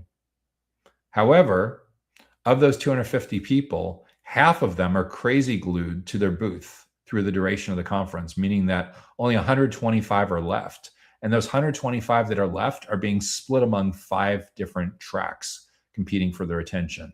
not to mention all the people whose shoes are crazy glued to hanging out in the hallways instead of the breakout rooms for the duration of the conference. So you get smaller and smaller and smaller, and you start to realize that, is it really hundreds or thousands of people? No, it's a few handfuls of people. And when it's a few handfuls of people, I would encourage you to go all in on creating an amazing experience for those couple of handfuls of people, except instead of schlepping your team and paying for flights and hotels and really expensive foods and opportunity cost out of the office, just host this in your own conference room, your own classroom, on your own webinar. If your conference room holds 15, 20 people, and you can fill that up on the first Tuesday of the month, the first Wednesday of the month, whatever it is, month after month, like clockwork, amazing things will happen when you're filling up that room with the perfect people from your target accounts. And they're learning from your subject matter experts on topics that are highly relevant to them that you've identified through your meticulous buyer persona research. Of course, you need to have great event content. They're coming to learn from you. It should feel like professional development or learning and development. It definitely should not feel like a pitch or an infomercial. And because it's a small event, make it incredibly interactive, give them plenty of time to get their questions answered. At the end, certainly have a call to action for an offer, or giving them if you're a colo operator, give them a tour. If you do something with liquid cooling or power or something, of course, give them a demo for anyone that wants to see and learn more. But just doing that repeatedly, month after month, fantastic things start to happen. And what your CFO will love is the cost of doing these kinds of self-hosted events relative to attending, exhibiting, speaking at national and global conferences costs next to nothing. It's just time. And over time, the more of these you do month after month, you'll get better, you'll get faster, your results will continue to improve. But in terms of like out-of-pocket costs, you already have a CRM with your target accounts in it, right? You already have an email marketing platform that you're using for newsletters or other kinds of email marketing. So really no cost there, just time, figuring out the segmentation and the creative and the offer. Yes, I don't want to trivialize the time. It definitely, what I just named is easily a half a day of work each time you're setting up an event, and maybe another half a day of work for setting up the landing pages and getting together with your subject matter expert. And it could be a couple of days to build a fantastic deck and some handouts to go along with it. However, in terms of sheer out-of-pocket costs, it's your conference room. Anyone charging you by the hour to use your conference room? Maybe there's some internal wonky chargeback system or something like that, but for all intents and purposes, that's also free. In terms of your out-of-pocket cost, you called it a breakfast seminar or lunch and learn, so you certainly should feed them, but you don't need to go crazy on fancy catering. You don't need like white glove catering service. This isn't a wedding or bar mitzvah or sweet 16 or something like that. It's like a business casual kind of breakfast or lunch. So for breakfast, it's bagels and pastry, maybe some fruit salad and yogurt or coffee or something like that. If you really want to go all out, or just pick some of those. For lunch, it could be pizza, sandwiches, salad, deli salads, something like that. Again, this is like in the US for 20 people, $500 to $1,000 budget at the absolute most, compared to the cost of multiple team members of yours flying to an event and buying a booth and everything. And still not getting the 45 minutes that you want with 20 people. Like, self-hosted events are the way forward. You have the room. You have personas. Say the first week of the month, you focus on your primary buyer persona. The second week of the month, you have your monthly event with your secondary buyer persona. The third week of the month, you have your tertiary buyer persona. If you get really good at this and multiple teams can execute this simultaneously, well, there's probably quite a few times of the week where your conference room is sitting empty. Go for it. Record. There's always going to be more people that should have been there that weren't, and there's always going to be people that want to share the recording and the slides with their coworkers who weren't able to be there, and the recording gives you fantastic repurposing and leverage for getting really good mileage out of that evergreen content. So in terms of generating leads, it's really just a matter of educate and build trust, know, like, and trust, have a call to action, have an offer that feels directionally right for who's in the room, and without it feeling like it's a hard sell for anything. Because if you hard sell and you pitch, probably not coming back for part 2, part 3, part 4. This is about educating and building trust. You're training them to know that there's no better option on the planet to come to when it comes to this learning and development, this professional development experience. And they start bringing more and more of their coworkers. It gets to the point where when of the 20 seats in the room, 10 are from one company. They're like, hey, I think we're like half of the people. Why don't you just come in and deliver this in our space, and come on our campus and deliver this to our whole IT department, our whole engineering department. We're doing an offsite next month on the third Thursday. You want to come in? Let me see if I can get you on the calendar for 45 minutes, and you can deliver this to our entire company, our entire organization, whatever is relevant for you. You're like, well, that would be awesome. These are the amazing things that happen when you get out of the vendor box and you're seen as a teacher, a consultant, a subject matter expert, a trusted advisor, early and often. This isn't one and done. 25 to 30 touch points between complete stranger and purchase decision. The better job you can do is saturating the surface area early and often, the more likely it is that it's very, very obvious that you are the option, the best option that they should be considering when it comes to your category. So that's what I'd be thinking about for generating leads for self-hosted data center events. And that brings us to our final question for this week's Data Center Go-to-Market Sales and Marketing Q&A show, which is,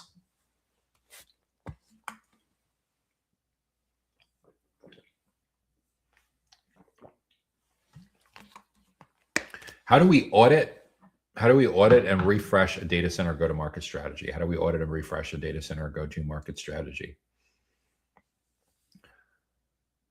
I think one of the most important parts of that audit and refresh comes down to starting with the basics. A simple one-page representation of your ideal client profile, where your ideal clients are located geographically, how big or small their companies are, in terms of ideally in terms of headcount, but it could be revenue, it could be kilowatts, megawatts. Most likely you're going to normalize around headcount because that's how the prospecting tools for outbound and ads tend to work. And then what industries are a great fit, what industries are a terrible fit for your inclusions and exclusions that drive your outbound, that drive your ad strategy, that drive your lead generation forms, your segmentation strategy. That's your ideal client profile. Then I would have a date on there, and I would have an expire date where someone has to go back and refresh and make sure that that's still current. And then from the ideal client profile, I'd look at the strategy that you're using for account-based marketing, account-based selling, account-based experience, ABM, ABS, ABX, whatever you want to call it, and look at how recent that data is, how you're enriching that and keeping that current. Very likely that over time, a number of accounts, number of companies that are on there go through various forms of M&A and rebranding, and some grow, a lot grow, some shrink, but yeah, there's got to be a way to keep that current. And then your buyer personas, how you're segmenting your leads, which for sure is highly relevant to your outbound strategy. It's highly relevant to your ads. It has extreme importance in how you organize your website and your homepage and your navigation, what you do with your email marketing strategy.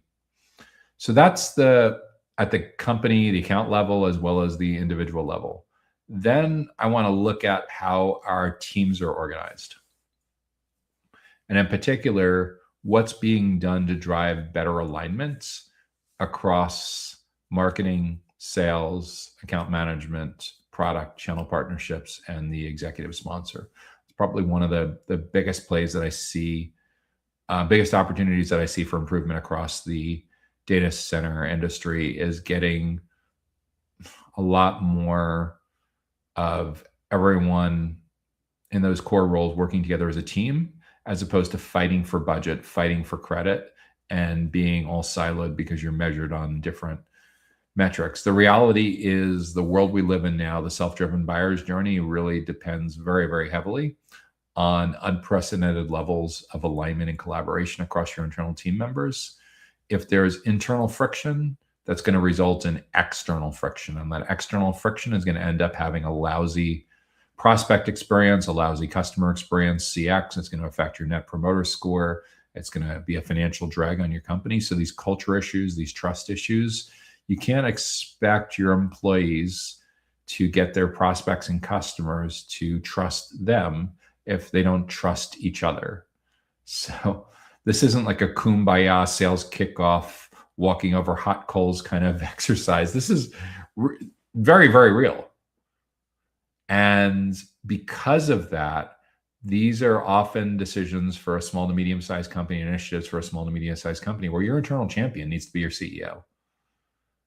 Once you get to the point that you're 500 plus employees, 1,000 plus employees, your internal champion probably as a chief commercial or chief revenue officer or a division VP or something like that. But yeah, a small to medium-sized company, this is important enough. These cultural issues are important enough that it needs to start at the CEO.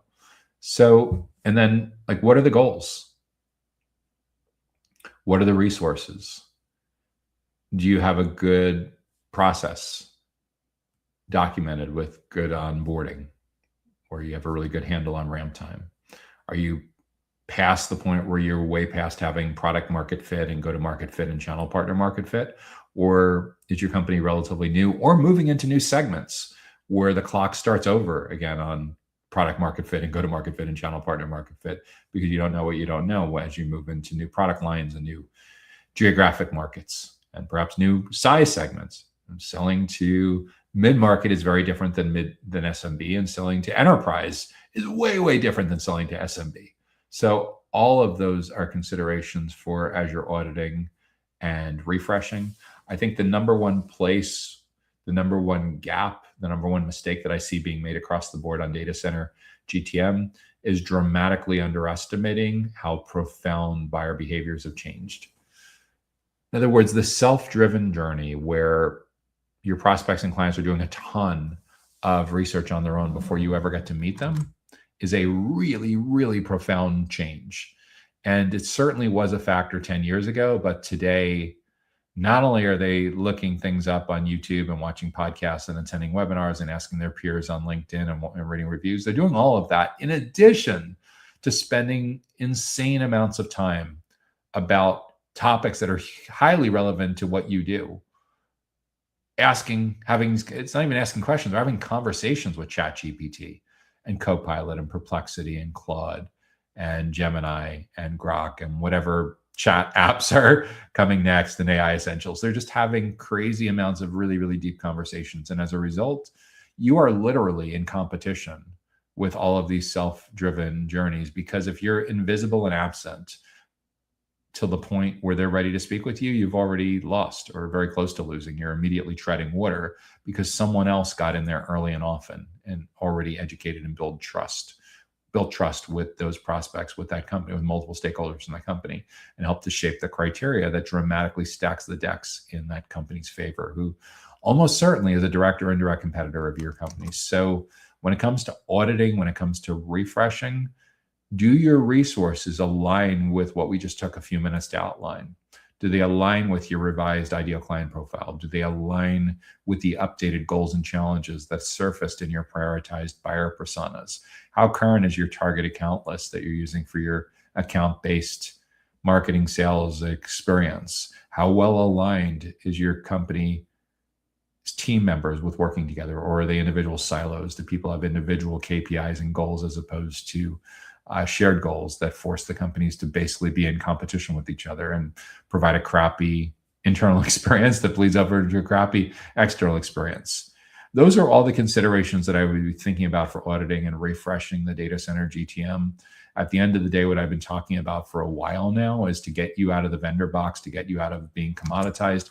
It's incredibly important that you build your own media company that excels at providing amazingly helpful educational resources and educational events experiences for your most important core buyer personas. I know there's a temptation to think that you can spend your way and buy your way and bribe your way in through paid events and paid conferences and things like that to basically pay people to be your friend. But you're selling to highly technical, highly educated, highly skeptical, cynical IT professionals and engineers and other folks similar to that are more sales allergic than they've ever been. Early and often, by the right people in the right places at the right time, and most of all in the right context, they need to see you and your client-facing team members as the be-all end-all experts when it comes to anything and everything that's in your category. So that's what I'd be thinking about for auditing and refreshing data center go-to-market. Sure, there's marketing technology and sales technology and CRMs and dashboards and everything that from a tactical perspective become hyper relevant. But I don't think for most companies, that's where it's falling apart. It's falling apart much earlier on alignment issues and on strategy issues, and frankly, being completely tone deaf for the shifts that have happened in buyer behavior among your core buyer personas. So many companies in the data center industry are selling as if we're still living in 10 years ago, as if there weren't these profound shifts in buyer behavior over the last 5 years or so, but they're only accelerating. ChatGPT and tools like that are just as addictive as people's addiction with spending time on Facebook and Instagram and LinkedIn and YouTube. At the end of the day, all of these platforms are about improving their session time. The more minutes you spend, the more hours you spend, the stickier you are. And you know, at some point, there's going to be all different kinds of monetization strategies. But right now, what's most important to understand is your entire go-to-market team is in direct competition for attention, not just with your competitors and indirect competitors, your non-business model competitors, which historically has meant like channel partner programs, media companies, conferences. But you know what else is a non-business model competitor for nearly everyone in the data center ecosystem? The LLM apps. They're creating amazingly helpful educational experiences that are pretty tough to hold a candle to.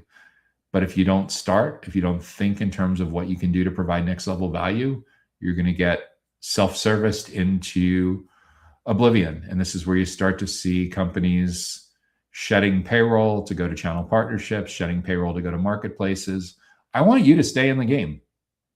But in order for you to stay in the game, in order for your team to stay in the game, in order for your team, your company to remain competitive, the new competitive battleground is educating and building trust through professional development and learning and development.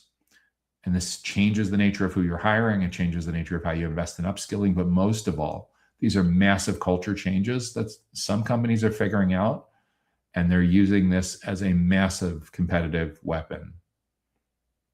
Is your company living in the present, preparing for the future? Or is it living in the past? Those are all the things I'd be thinking about when it comes to auditing and refreshing a data center go-to-market.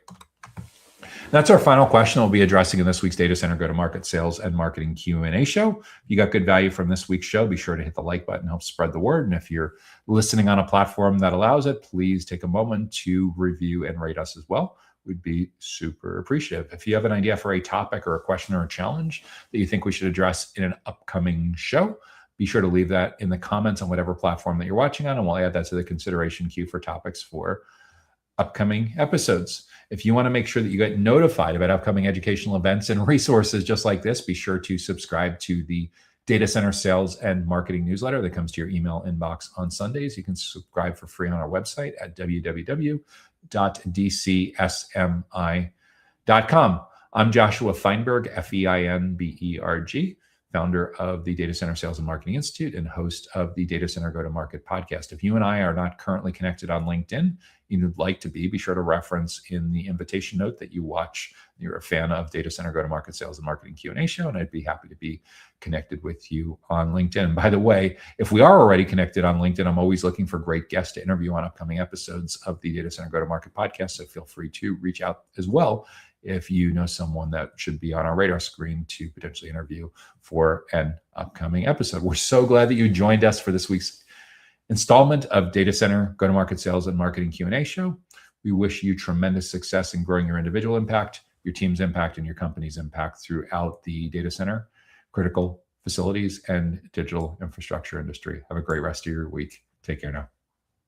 Data Center Go-to-Market Sales and Marketing Q&A is sponsored by DCSMI, elevating the role of sales marketing and go-to-market GTM professionals in the growth of the data center industry. To stay informed about upcoming episodes, subscribe to the Data Center Sales and Marketing newsletter on the DCSMI website at www.dcsmi.com. Again, that's www.dcsmi.com.